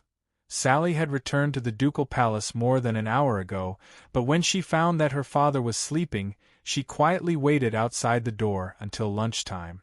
Although it was just such a small matter, John clearly felt the change in Sally. And when Sally finally pushed the door open and walked into the room, even though she had made countless mental preparations, tears still welled up in her eyes. Father, after all, is old. My daughter is back. Angmar held on to the armrest and wanted to get up, but Sally rushed over and hugged him gently. Both father and daughter understood what it meant to meet at this time, but some words didn't need to be said clearly. Angmar smiled cheerfully and said, "Benjamin wrote me a letter complaining that you rushed all the way here at a frightening speed. I was worried for a long time." Father, Sally wanted to greet her father, but when she looked at her father who had aged a lot, she just opened her mouth and couldn't say a word. "Why are you crying?" "My daughter doesn't like to cry." Angmar patted her back. "I know what you are worried about. In fact, this is not something difficult to accept. Think about it, isn't father very good now?" He let Sally sit on the chair next to him and looked at her carefully. "Short hair is also very beautiful. It's only been a year, but I feel that my daughter has grown up." Sally looked at her father's wrinkled cheeks, and an indescribable feeling of helplessness rose in her heart. She didn't answer her father's words but asked, "Is there really no treatment?" "Even the sun will set, my daughter, this is very normal." Angmar seemed to remember something and pointed to the letter on the table next to him. "Oh yes, not long after you left the Holy Cathedral, Rubens wrote me a few letters asking you to return as soon as possible. It seems that he wants to study some scepter." Viper's kiss?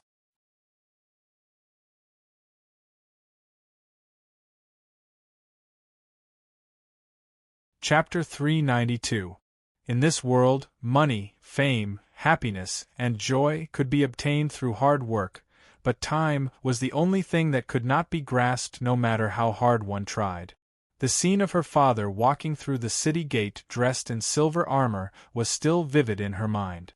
More than 10 years had passed, and although the scenery of Hollier had not changed much, her father had entered his twilight years and was about to step into the terrifying darkness.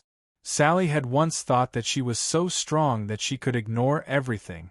However, in the face of time, she was so weak that she couldn't even withstand a single blow. "It's good to accompany me. What important matter could Rose-Cross have to look for you?" Angmar smiled and gently wiped away Sally's tears. "Something big happened in the territory during this time. Well, I remember when you were a child, you liked to listen to stories told by bards. What's your favorite part?" "It's called Nibelungen, father." Sally held Angmar's cold hands and answered obediently. "Yes, I still remember that you always asked me if I could defeat a dragon." Angmar closed his eyes slightly and recalled the scene of his daughter pestering him when she was a child. He smiled and said, "You were only 4 years old at that time, and you said that you would marry whoever could defeat a dragon, right? At that time, I didn't know what a dragon was. I just thought it was a little more powerful than the wild wolves in the forest." Sally still remembered these scenes. She wiped away the tears on her face and replied with a smile, "Father, don't keep me guessing. What happened in the territory? Someone really killed a dragon. How is that possible?" Sally did not believe it at all, but then she saw that her father's expression was not joking. She asked hesitantly, Really? Who could be so powerful? I've never heard of dragons in the territory, not even a sub-dragon. The whereabouts of dragons are not something we can spy on. But the result is right here. I have nothing to say. The dragon's body is now in Elsa village. Elsa village? Then the one who killed the dragon is... Sally's smile suddenly froze on her face. Who else? Duke did not notice his daughter's expression. He gently hammered his thigh and said in a low voice, "Count how many great things he has done in the past year and how many enemies he has defeated. It seems like it's nothing surprising for him to be able to slay a dragon." "Right. Roddy stayed with you in the temple for a while, didn't he?" "Amen. However, he had something urgent to take care of and left." Sally tried to keep her tone calm, but her heart was in a dilemma. Her father knew that she liked Roddy, and he had never objected to this kind of relationship. But how was she going to explain to him about the quarrel between her and Roddy? After Roddy left like that, would he still forgive him? Such a crack in their relationship couldn't be repaired with just a few words. For the first time, Sally didn't have any confidence in herself. Facing Angmar, she didn't want him to feel disappointed or sad. So she chose to hide it in the end. "He told me that he was going to Elsen City and that he would come to me when he was done. Young people are always busy. The city he found is really good, but..." Angmar then sighed softly. "Logically speaking, there shouldn't be an anomaly like him in the kingdom. If it was 15 years earlier, I would be the first to want to eradicate him. But now, the times have changed, and the stability of the kingdom is no longer there because of internal and external troubles. I must give him my full support, because if I don't, EFTA may only become a ruin." Sally never thought that her father would say this about Roddy, but then she also understood the reason. A rookie with military power, resources, and an important city was extremely dangerous to the old rulers, because no one knew if such a guy would choose to annex everything. The Lucifron family can't just decline like this. Angmar looked at Sally and sighed softly. "The biggest regret in my life is that I didn't see the birth of a new member of the family." Sally held her breath. She understood what her father meant. The older generation most wanted to see their descendants carry forward the family business, but Angmar had lost this opportunity forever. He had no chance to see the next generation of the family. The atmosphere between father and daughter was slightly silent. After a few seconds, Angmar tentatively asked, "Do you think Roddy is suitable?" In the end, he still asked. Sally felt a little pain in her heart, but her face showed a little shyness. I don't think it's useful even if he's suitable. Can't you just call him and ask him? Roddy the Dragon Slayer, this guy is destined to be a legend in the future." Angmar didn't notice his daughter's strangeness. His laughter was very hearty. Although he couldn't see the scene of children and grandchildren, everything was developing in the direction he expected. That was enough. June 30th. To the Viper Cross. Although the battle in Brill Forest was a complete victory, they undoubtedly became the side that suffered the greatest loss in this battle. The casualties of the soldiers were not a concern, but the loss of the scepter, Viper's Kiss, made the Pope furious. The scepter that he had spent countless manpower and resources to awaken was actually taken away by a group of nameless people in battle, and then returned to the Holy Cathedral safely. Such a matter, when spoken of, was like a loud slap to the Pope's face. The scepter placed in the Holy Cathedral was very difficult to retrieve, Even the Pope of the Viper Cross had given up hope. But today, a confidant of the Rose Cross who was undercover sent a piece of news that reignited the Pope's hope. The Viper's Kiss scepter had been activated by an unknown priest. To the Pope who understood the Viper's Kiss, a sentient artifact would choose its user. Even someone as strong as Cardinal Gerda, without the artifact's approval, he would not be able to use his power.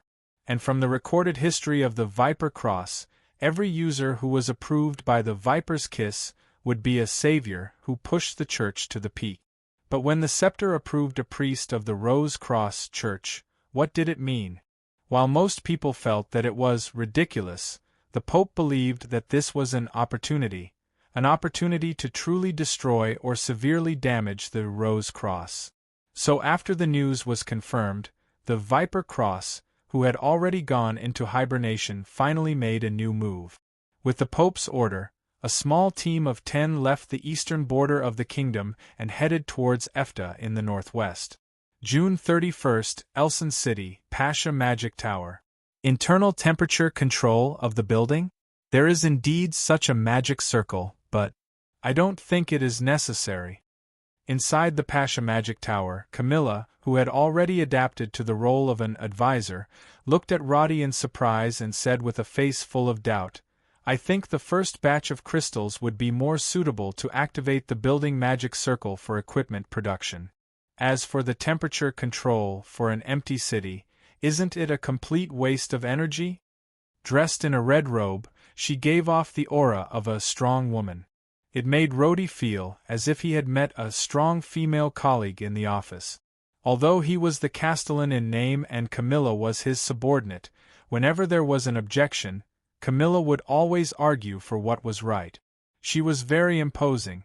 "It is indeed a waste without people living here, but if there are people living here, this energy source will save lives." "Save lives? I don't understand what you mean." Camilla frowned, as if she wanted Roddy to explain clearly. "Will this place be full of people this winter? Unless there is a mass migration in Efta, this situation will not happen." "You have hit the nail on the head." Roddy handed over a plan that he had written in advance. "The specific reasons are all here. If there is anything you don't understand, feel free to tell me. Before winter comes, it is best to make these preparations. Whether our city can develop quickly depends on this." After quickly skimming through the plan, Camilla showed a look of surprise but shook her head. "This is not something that can be confirmed at all. How can we plan as if it is a given? Did you forget what I gave you?" Roddy could not explain his ability to predict the future, so he said, "It was that shadow dragon who told me." She would not be so bored as to lie. Although this explanation was far-fetched, Camilla reluctantly accepted it after thinking about it. Then the two of them began discussing other issues. As a genius in arcana and a knowledgeable researcher of high elf culture, Camilla got to know Roddy again in these few days. This was because she had never seen anyone with such a strange idea as Roddy did. Ordinary lords would never vigorously develop their armies, because that would mean that they would be militaristic and starve themselves to death in no time. Nor would they suddenly have the idea to create an expedition team, because the rate of return on that kind of thing was too low. If a lord did both of these things, no matter how you looked at it, he would be digging his own grave. However, this was Roddy's idea for the development of his territory in the future, to use PvE to boost the growth of resources and wealth, to build a good foundation for PvP, and to use the chaos in the future to increase the speed of development. For PvP, with Sodeler as the core, he would lead troops and carry out basic training in Parle, and provide equipment, advanced training, and class change matters from Elson City. His goal was to create the most powerful fighting force, and he would not have to worry about anything else. PvE, on the other hand, was slightly more complicated, but to put it bluntly, it was like mining. With Roddy as the core, The PvE team would specialize in some dungeons or areas with scarce resources, and build a trade hub similar to Elsa's village, earning large amounts of resources and funds by investing less and getting more returns. They would focus all their efforts on improving the level and strength of the top team, building a solid foundation for overall development.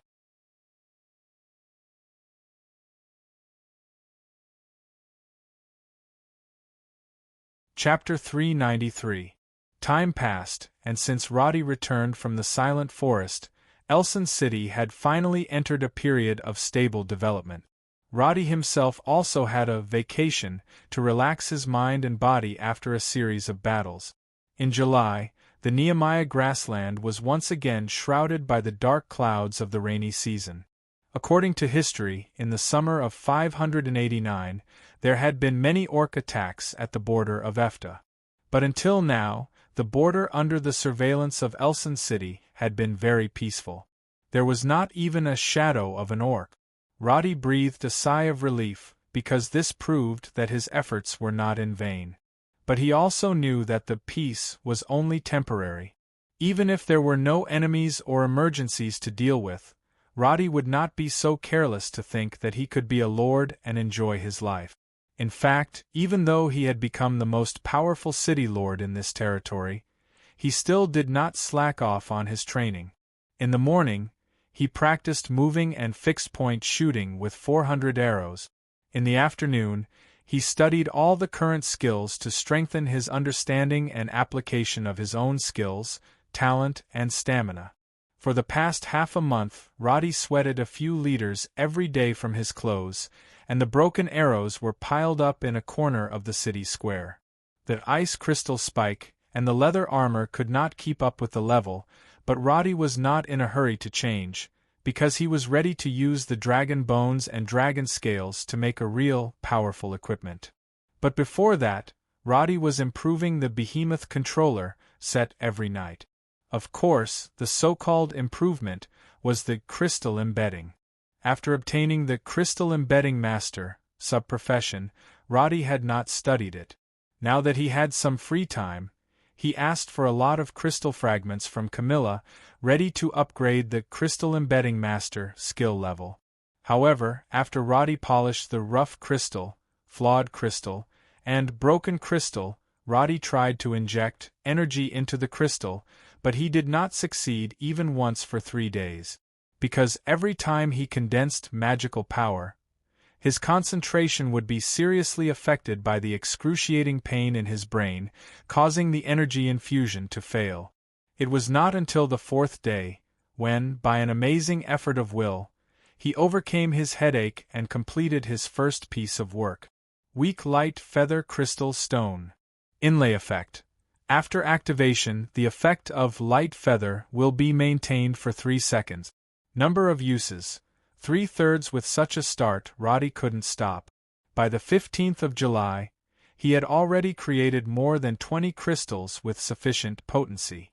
After screening them, he embedded them into his behemoth controller set. At this point, Roddy had 6 additional active or passive skills, but the price was a 30% reduction in the bonus attributes of his equipment.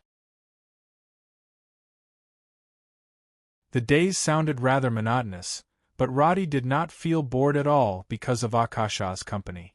Under the sunset, they held hands and strolled around the ancient high elves, kissing each other's forehead goodnight before going to bed. The progress of their relationship was not as exaggerated as in the movies, where they kissed and went to bed every 2 or 3 days, but they also did not go as far as hugging. Because it was their first serious relationship, Roddy and Akasha were a little cautious. Although this seemed a little reserved, the sweetness in their hearts had a different flavor. On the afternoon of the 16th of July, Elson City finally welcomed the first rain since the time-stop enchantment was broken. In the pitter-patter of rain, Roddy sat in front of the balcony breathing the fresh air, reaching out to read a stack of letters that had just arrived. So many letters? Did something happen to Efta again? Akasha came to Roddy's side and put the teapot in her hand on the table. Although Roddy always told her not to worry about these things, Akasha still liked to personally make milk tea for him. It's not a big deal. Some plans need to be implemented to see the result. The army construction was handed over to Sodalar. The surrounding lords were quite frightened, and seemed to be protesting with Duke. Roddy laughed as he said this. He picked up the teacup and said, "These guys are probably scared out of their wit. The milk tea is very delicious. As long as you like it." Akasha's smile was very sweet. The weather was getting hot, and she had now changed into a light white gauze dress. Although it did not expose too much skin, for Roddy there was an indescribable sense of temptation. Akasha's figure was definitely comparable to that of the models he had seen on the internet before, and could even be said to be more exaggerated. And in this era, there was no steel bra, so if the clothes were a little thinner, the fullness of her chest would appear a little wobbly. "What's wrong? Is there something on my clothes?" "No. I was thinking about something else just now." Roddy coughed twice and shifted his gaze back to the letter in his hand. He continued to read. Everything is going well on Sodalar's side. The trade volume of Elsa's village has reached a new high. Fatty is really good at business. Now he has extended his tentacles to 70% of the country's land. When he flipped to the last letter, Roddy's expression became slightly solemn. After reading it carefully, he said with some hesitation, "The Dukes of Angmar said that he wants me to go to Hollier City. What do you need me to do?" Akasha did not understand what Roddy's expression meant and asked curiously. Roddy's expression was a little hesitant. In addition to those trivial matters, the letter in his hand specifically stated at the end that Sally has returned to Hollier City. This made him feel very strange. After all, when he left the Holy Cathedral, Sally did not intend to return to Efta. Could it be that she was here to continue to settle the score? It didn't look like it. "If you are not afraid of heights, why don't you come with me? I also need to help Camilla with something on the way. I will feel more at ease with you around." "Okay." Akasha did not notice what he was going to do this time, but Roddy, who was holding the letter, had a headache. Sally was not his ex-girlfriend, but after all, the two used to be very close. Thinking of this, Roddy could not help but sigh. "I am afraid that after that quarrel, I can no longer be friends with her. Anyway, I will have to lay my cards on the table in the end. These guys, cough, cough, cough, they really came looking for an opportunity." In the ducal palace in Hollier City, Angmar sighed and coughed violently. A white light fell on him. After casting the divine spell, Sally gently stroked her father's back and whispered, "I really don't understand. Can't the identity of the priest of the Rose Cross stop these guys? Why haven't they appeared before? In the past, I could still stand still, and they did not dare to move. Now, they all treat you like a little girl who has not experienced the world." The Dukes of Angmar sighed at the sudden emergence of nobles in Hollier City recently. They were not local nobles in Iferta, but the heirs of the great nobles in other territories in the kingdom. Obviously, the various measures taken by the Dukes of Angmar had made them see the opportunity to fight for territory and wealth. Just like what Roddy said to Brody, in this era, marriage was always the best way to form an alliance and annex. Even if Sally could not marry because of her identity as the priest of the Rose Cross, it still could not stop these guys who flocked to her for benefit. They were conceited, arrogant, and could not wait to fantasize about having a romantic or just right love with this daughter of Duke. Then, they would get her young and beautiful body and amazing wealth. It's like a dream. Sally was extremely disgusted by this, and the disgust in her eyes disappeared in a flash. She reached for the glass of water beside her and handed it to her father. Butler John just put a new batch of information on the table. "Do you want me to bring it over?" "No need. Go take a look and tell me what you think." The Dukes of Angmar closed his eyes and leaned against the back of the chair, trying his best to calm his breathing. Sally pursed her lips slightly. She knew that her father was preparing for her to take over. Picking up the stack of parchment, Sally softly analyzed the matters to her father. Occasionally, she would hear one or two comments from Angmar. Although it was very little, it gave Sally a deeper understanding of how to stand on the decision-making level to consider a problem. However, this kind of teaching filled Sally's heart with sorrow. When she realized that her father was already in his twilight years, it was already too late. Here's news from the Eastern Parish. It says that the plague has been brought under control, but the results of the investigation are somewhat different. Sally looked at the letter in her hand and gradually frowned. The priest's magic didn't work on some of the infected civilians, but Bishop Moradin dispelled the plague in time and ensured the safety of the parish. Continue to follow up on this matter. The Dukes of Angmar opened his eyes and suddenly looked serious. How did the Rose Cross prevent the plague? How many people were infected and how many people died? We must carefully investigate, find out. Sally hurriedly held him and asked curiously, "The plague has never caused trouble to the kingdom of Karen. Father, do we need to pay so much attention to it?" Angmar tried hard to bear the pain in his chest and replied weakly, "I was like you, but Roddy doesn't think so." Roddy? The name made Sally a little absent-minded. She froze for a moment and then returned to her normal self. She said coquettishly, "What did he say to you again? There are so many mysterious things that he has never told me." Angmar slightly squinted his eyes, as if he was recalling the conversation he once had with Roddy. Then he raised his hand with some difficulty and pointed to the unfolded map of the kingdom of Karen on the wooden table beside him. "When he told me about Magda, he specifically mentioned the plague. He said, if one day a strange plague appears in the kingdom, we must be on guard. Those undead have never given up on coveting Cullen."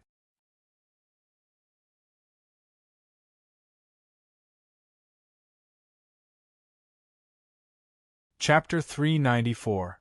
The 20th of July. The heat of summer gradually enveloped the city of Hollier. At noon, the streets would be filled with unbearable heat waves. After taking care of her father for lunch, Sally, who was sitting in the study, carefully studied the annual income and expenditure data of the territory and the decisions made by Duke. Every time she looked at the files with dates written on them, Sally would feel that time was passing faster. The days of fighting with Francis seemed to be just yesterday, and when she came back to her senses, she would remember that her traitorous brother had died in the forest outside the city. When she thought of him, she could not help but think of Roddy. When the memories and conversations flashed in front of her eyes, Sally only felt that her heart was in a mess, and it was difficult for her to look at anything else. "Miss, there is some information that you need to deal with." Suddenly, John's voice came from behind, and it brought Sally back to her senses. "Is it urgent?" Sally rubbed her eyes, turned around and asked. Now that Angmar had begun to let her take over the decision-making power, he would look for Sally first to judge the news. "It's about the plague. It was said that the plague in the eastern cities has been suppressed, but it seems that the situation is not very optimistic. The latest report shows that a similar situation has occurred in Ignatsu, and go on." Sally's eyes narrowed. Her father's vigilance was not without purpose. In just 5 or 6 days, the plague that had never been a threat to anyone had actually started to wreak havoc. There is also a case in Tarth village outside of Hollier. The monastery has sent a priest there to clean up the plague today. So close? Sally frowned. From today onwards, only the north gate will be opened. Let Rose Cross cast purification on all soldiers entering and leaving the city. It's okay to queue up. John nodded and noted it down. He then added, "There is one more thing. According to the previous report, Baron Rhodey may arrive in Hollier City tomorrow. I know. Organize a short welcome ceremony when the time comes. It's a necessary etiquette, necessary." Sally's heart suddenly raced, and she was a little flustered for a moment. She even stuttered. Miss, that's Baron Winston from Pahernal, and the one from Gree. Don't worry about them. Sally waved her hand and answered straightforwardly. At the same time, Roddy calmly raised his short bow and shot an arrow into the dark cave. The arcane shot caused the arrow to draw a bright trajectory in the air. The next moment, a deafening roar came from the end of the cave. Muffled footsteps sounded like muffled thunder. The huge beast hidden in the darkness roared angrily as it charged towards Roddy. Illumination, ready. Shield blessing. Nokia. Ring, Akasha of Akasha Kof. Bang. The Nokia with the holy shield was smashed into the ground. Although it made a lot of noise, it looked unharmed. It even stretched out its head and bit the Chimera's claw, tearing off a large piece of flesh. And in these 2 or 3 seconds, Roddy's concentration shooting had hit the Chimera's head 3 times in a row. The exploding arrows blasted the giant beast's head into a bloody mess. It suddenly opened its mouth and sprayed flames, but it could not hurt Roddy, who was 30 meters away. Nokia leisurely withstood the flames and attacks under Akasha's theurgy. Roddy's arrows did not stop for even a moment. The bowstring in his hands moved rhythmically like the strings of a zither. After 18 arrows were shot, the distant chimera fell to the ground with a loud rumble and no longer moved. Roddy exhaled slightly, but he was quite emotional in his heart. In 591 years, this place would be occupied by 30 to 40 guild teams every week. Now it was only 589 years, and he could completely crush the opponent with his terrifying attributes. The chimera was level 20. Although Roddy was only 2 levels higher, his powerful title, powerful equipment, cutting-edge technology, and Akasha's buff made his strength completely unable to be measured by level. Phew! Such a big monster, how did you know it was here? Akasha asked Roddy curiously. The latter strode forward and casually slung the short bow on his back.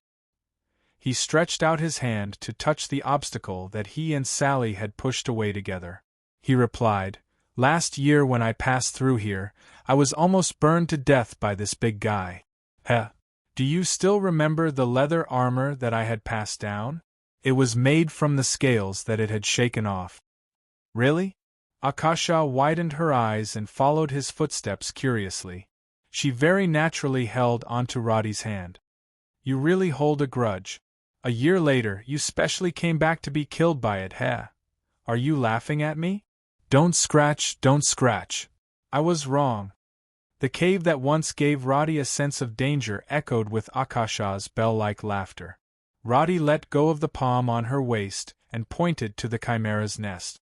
"I came for that thing. Otherwise, who would be willing to come to this place?" Then he bent down and patted the Nokia's shell. "Well done, buddy. There's an extra meal tonight." The chimera's shell was patted 2 or 3 times, but in its eyes it was no different from raindrops. Hearing Roddy's words, it shook its head excitedly, and then climbed out of the pit on the ground.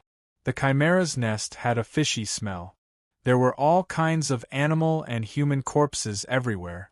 Obviously, they were left behind by some unlucky people who had become its dinner. Roddy kicked these corpses away, rummaged in the deepest part of the nest, and then took out what he wanted. 16 Molten Cores. Everything was smoother than Roddy had imagined. The molten cores in his hands were also an extra reward for the first exploration in the game. Now they had become the first batch of raw materials to charge the recharging crystal in Elson City. Walking out of the nest, Roddy began to skillfully deal with the chimera's corpses. "By the way, why did you pass through here last year?" "It's a long story." Roddy recalled the scene when he fled all the way from the border with Sally all the way back to Hollier City. He could not help but feel nostalgic and sad. "Do you know the Dukes of Angmar?" "Yes. I've seen them in the city square." Akasha's face slightly darkened.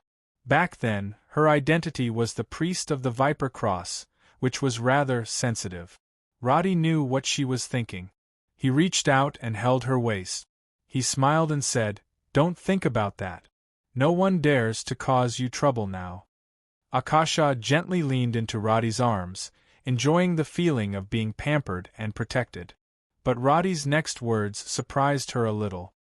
"Back then, I passed through here with the daughter of the Dukes of Angmar, Sally." "Miss Sally?" Akasha had never been in contact with Sally. She only knew that there was such a person, so she addressed her respectfully. Why did she pass through here? Roddy did not hide anything. While using the skinning knife to deal with the scales of the chimera, he told Akasha about the conflict between Francis and Sally. Originally, he was afraid that Akasha would be unhappy because of some details, but because of the lesson in the Holy Cathedral, Roddy simply did not want to hide anything and told the truth. "So, Miss Sally has always liked you very much?" It was natural for girls to be jealous, and Akasha would also feel jealous for various reasons. But when she heard Roddy say everything so calmly, she could not feel any sense of crisis. His narration was very calm, and it was obvious that he had let go of everything, but Akasha cared about something so much that she asked this question unconsciously. "I think so. You know, I'm very slow when it comes to affection and liking. Some things may be obvious to you, but I never noticed it." Roddy shrugged, bent down to cut open the skull of the chimera. "What I'm good at? Well, this kind of thing." He reached out his hand and muttered strangely, "Why are there still 4 pieces?" Magic crystal generally grew in the head of the magical beasts above level 30, but the chimera was only level 20, so it should not have magic crystal. But Roddy remembered that he had seen it in the auction house, so he tried it. But when he picked up the crystal in his hand, he found that it was not a magic crystal in the standard sense, but a consumable. Variant magic crystal. Use: release a large amount of fire and explosion. This was something only variant creatures had. Without the stability and abundant energy of the magic crystal, it could only be used as a grenade. He thought about the use of these crystals, and when he looked up, he found that Akasha was looking at him. "Well, what's wrong?" "She is the daughter of Duke. You also said that after Francis died, she will inherit the title of Duke." Akasha said seriously. "Yes, that's right." Roddy nodded, and then, I thought that normal people would want to marry her. After all, the land of the Dukes of Angmar is so big." Akasha, who was born as a pagan, had always had a low self-esteem. Compared with Sally's noble identity as Duke's heir, she felt that she was simply a worthless clamshell placed next to a pearl. "I was thinking, why didn't you choose her? I'm not doing business." Roddy interrupted Akasha's helpless words with a smile, pinched her face and whispered, "I like you, is this reason enough?" Akasha lowered her gaze, and the emptiness in her heart was suddenly filled by the happiness that came from this sentence. Her sense of inferiority also vanished. Not long after, Roddy, who had packed more than 20 epic scales, walked to the side of the tunnel, and after laboriously moving the Nokia onto the mining cart, he opened Pet Attribute Bar, upgraded Nokia to level 14, looked at all the upgraded skills, and closed the interface, then reached out to pull Akasha onto the mining cart and pushed the brake lever.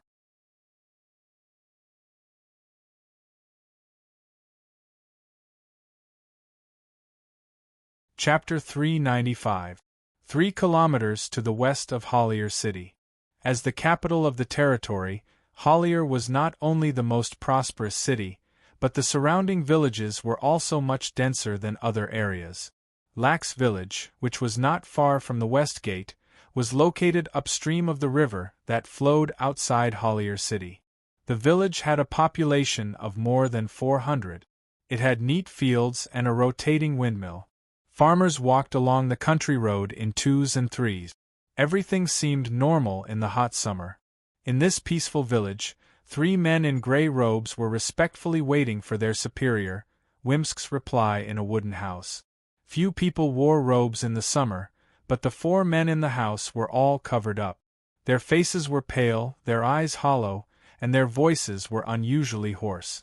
"So, the target will arrive in Hollier tomorrow?" "Yes, Lord Wimsk. According to our informant, Duke's daughter has even prepared a welcoming ceremony for him." "Our welcoming ceremony."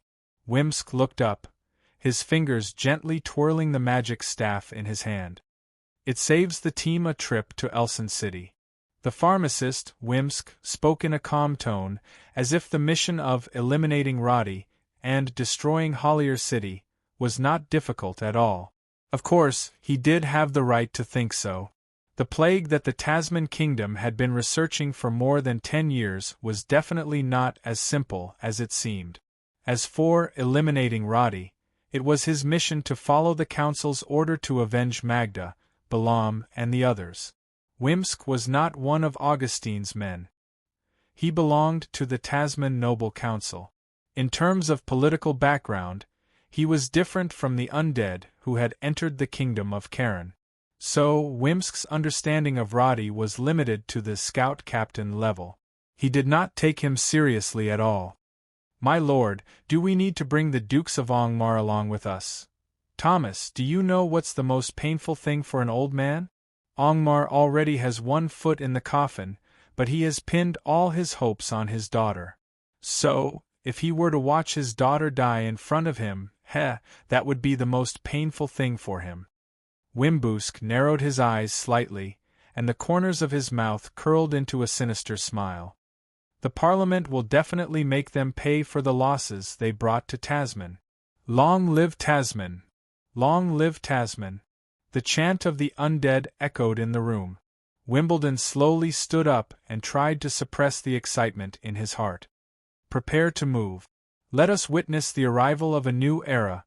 The next day, the sky was clear in Efta. Looking at the city of Hollier, Roddy thought of the undead Magda that he had once fought here. He asked casually, "Akasha, how does it feel to control the undead?" "I can't explain it clearly. It's like you're controlling your fingers. You don't have to think about anything, and the soldiers will carry out your orders. But I can only give some vague orders. If it's too specific, it will give me a headache." Akasha answered Roddy's question very seriously and then asked worriedly, "Is my situation very rare? A priest who can control the undead. It's indeed rare, but it's not difficult to understand." Roddy pointed in the direction of the Forest of Silence. "Even the dragons have been killed by us. What else is rare in this world?" Akasha knew that he was telling her not to overthink it. Her heart warmed, and she replied with a smile, "Actually, I've been thinking about these questions. I've read a lot of literature in Elson's library and tried to understand the principle of controlling the undead." This answer surprised Roddy, but he quickly remembered that this docile little priest had the potential to be a genius. Her memory and ability to comprehend by analogy were absolutely powerful. He was also a little curious. "How is it? Can you control the undead?" "How would I know? Elson doesn't have any undead with free will for me to experiment on." Akasha pulled at the corner of her eyes and made a face. "Besides, I don't want to be an ugly necromancer." Roddy laughed and stretched out his hand to pinch her soft cheeks. The two of them continued to ride on the road, attracting the attention of the farmers and caravans along the way. It was not far from the city gate of Hollier. After entering the city, the familiar buildings made both of them a little emotional. The last time Akasha left here, she was still a wanted heretic, but now looking at the monastery, there was no longer any fear in her heart. Roddy recalled the events that happened in this city. The siege in front of the monastery, the scuffle in the square, the bombardment of Magda by the ballista, and so on, and the misunderstanding with Sally. The memories came to an abrupt end, because when he thought of Sally, Roddy's originally carefree breathing suddenly became a little stagnant, and the smile on his face gradually faded. "Roddy? There's a group in front, and it looks like they're blocking the road." Akasha pointed to the front, and Roddy looked over, only to find that there was a typical group of nobles blocking the road in front of them. The so-called typical was the unique ostentation of the young nobles in this era when they walked on the street. He was wearing a gorgeous embroidered jacket, exquisite leather belt, leather boots, and breeches. A sword with complicated patterns hung on his waist. He was riding on a tall horse with a pure bloodline. Such an outfit practically carved the word aristocrat on his face. And the 6 attendants around them were dressed in the same leather armor, and as they moved forward, they blasted the passers-by who could not dodge in time to the side. Roddy looked at the family emblem on the side of the other party's saddle and explained to Akashao, "This is the emblem of the Winston family. If I remember correctly, it should be the family of the Lord of Pahanel. This family is more rich in playboys." "Pahanel? It's quite a distance from here. What are they doing here?" "How would I know? They're probably bored." Roddy shrugged, looked to both sides, and found that there seemed to be another noble's entourage not far away, and the other party's family was also not from Efta. Cough, cough, cough. The two continued to move forward, but Roddy saw an old tailor coughing violently by the roadside, but there was nothing strange about it. He turned his gaze, and immediately saw a noble's entourage blocking in front of him. "Go on the road you're supposed to go, mercenary." The other party blocked Roddy and Akasha rudely, his tone very harsh. "I'm Baron Roddy of Efta, soldier. What right do you have to block my way?" Roddy was not interested in such a small character. He shook the reins with a straight face and walked straight forward, almost knocking the other party away. Akasha followed beside him, wanting to laugh, but trying hard not to laugh out loud. It was the first time she saw Roddy put on the airs of a noble in front of others, and it was quite refreshing. At this time, the noble in front turned back and looked at Roddy, saying, "Baron? Sorry, I've never seen a noble dressed like a mercenary." "Then now you've seen it." Roddy was not interested in talking nonsense, and after passing by him, he was ready to continue forward. This behavior made Count Winston raise his eyebrows slightly. He squinted at Roddy and said bluntly, "You also want to pursue the Pearl of Hollier? With this image, you're really a toad lusting for swan meat." "What pearl?" As soon as the words left his mouth, Roddy quickly reacted. "You mean Sally?" Looking at the other party's tacit agreement, Roddy immediately sorted out his thoughts, and then felt a little funny. Even if Sally really wanted to find a husband, why would she find a playboy like you? But there was no choice in noble marriage. Thinking of this, Roddy frowned, but before he asked anything, he heard the other party continued, "Baron Roddy, did you just come back from the forest? And you're carrying a lot of trophies. If your family is poor, I'm willing to buy your goods at a high price. Next time you go out, bring a few more attendants to help you carry things. Don't let the maids follow you. TSK, your axe and bow look good. Do you want to sell them?" This Earl, who had only been in Hollier for a few days, obviously felt that he was better than others. Seeing Roddy wearing leather armor, he thought that he was a poor noble. In the end, he did not forget to point at the blade of purification and said, "This sword of yours is only used by women. If you're interested, I can teach you swordsmanship. In Pahanel, my swordsmanship is ranked first." "Don't bother, there's no need." Although Roddy did not fight with the other party, he also knew that the other party's level was 7, so he directly shook the reins and sped forward. But after a few steps, he and Akasha found that both sides of the street had been cleared, and 2 rows of family guards stood on both sides with ceremonial spears in their hands, and this scene made Earl Winston, who was next to Roddy, reveal a successful smile. He let the horse speed up 2 steps, and then waved his hand and said, "The Lucifron family is still wise. This Baron Roddy, please step aside. Perhaps in the near future, you will have to call me Lord." These words were obviously taking advantage of Sally. Although he had broken up with Sally, when Roddy heard this playboy's nonsense, He still had the urge to swing his axe at him, Roddy. Akasha saw that Roddy's expression was not good, and reached out to pull his arm. Roddy also retracted his gaze. But when he looked up, he found that, at the end of the street, a figure in a white dress was standing there quietly, staring at him, next to him. Hollier City will always welcome Lord Roddy. Miss Sally has been waiting for you for a long time. The young butler of the ducal palace came over and explained the arrangements for the welcoming ceremony. Then he said to the puzzled Winston, "Lord Earl, Miss Sally has something to do today and has no free time." Something? Just to see him? You're tuning in to the Phoenix Knights YouTube channel. Don't forget to subscribe and join us on this journey to catch the most captivating stories.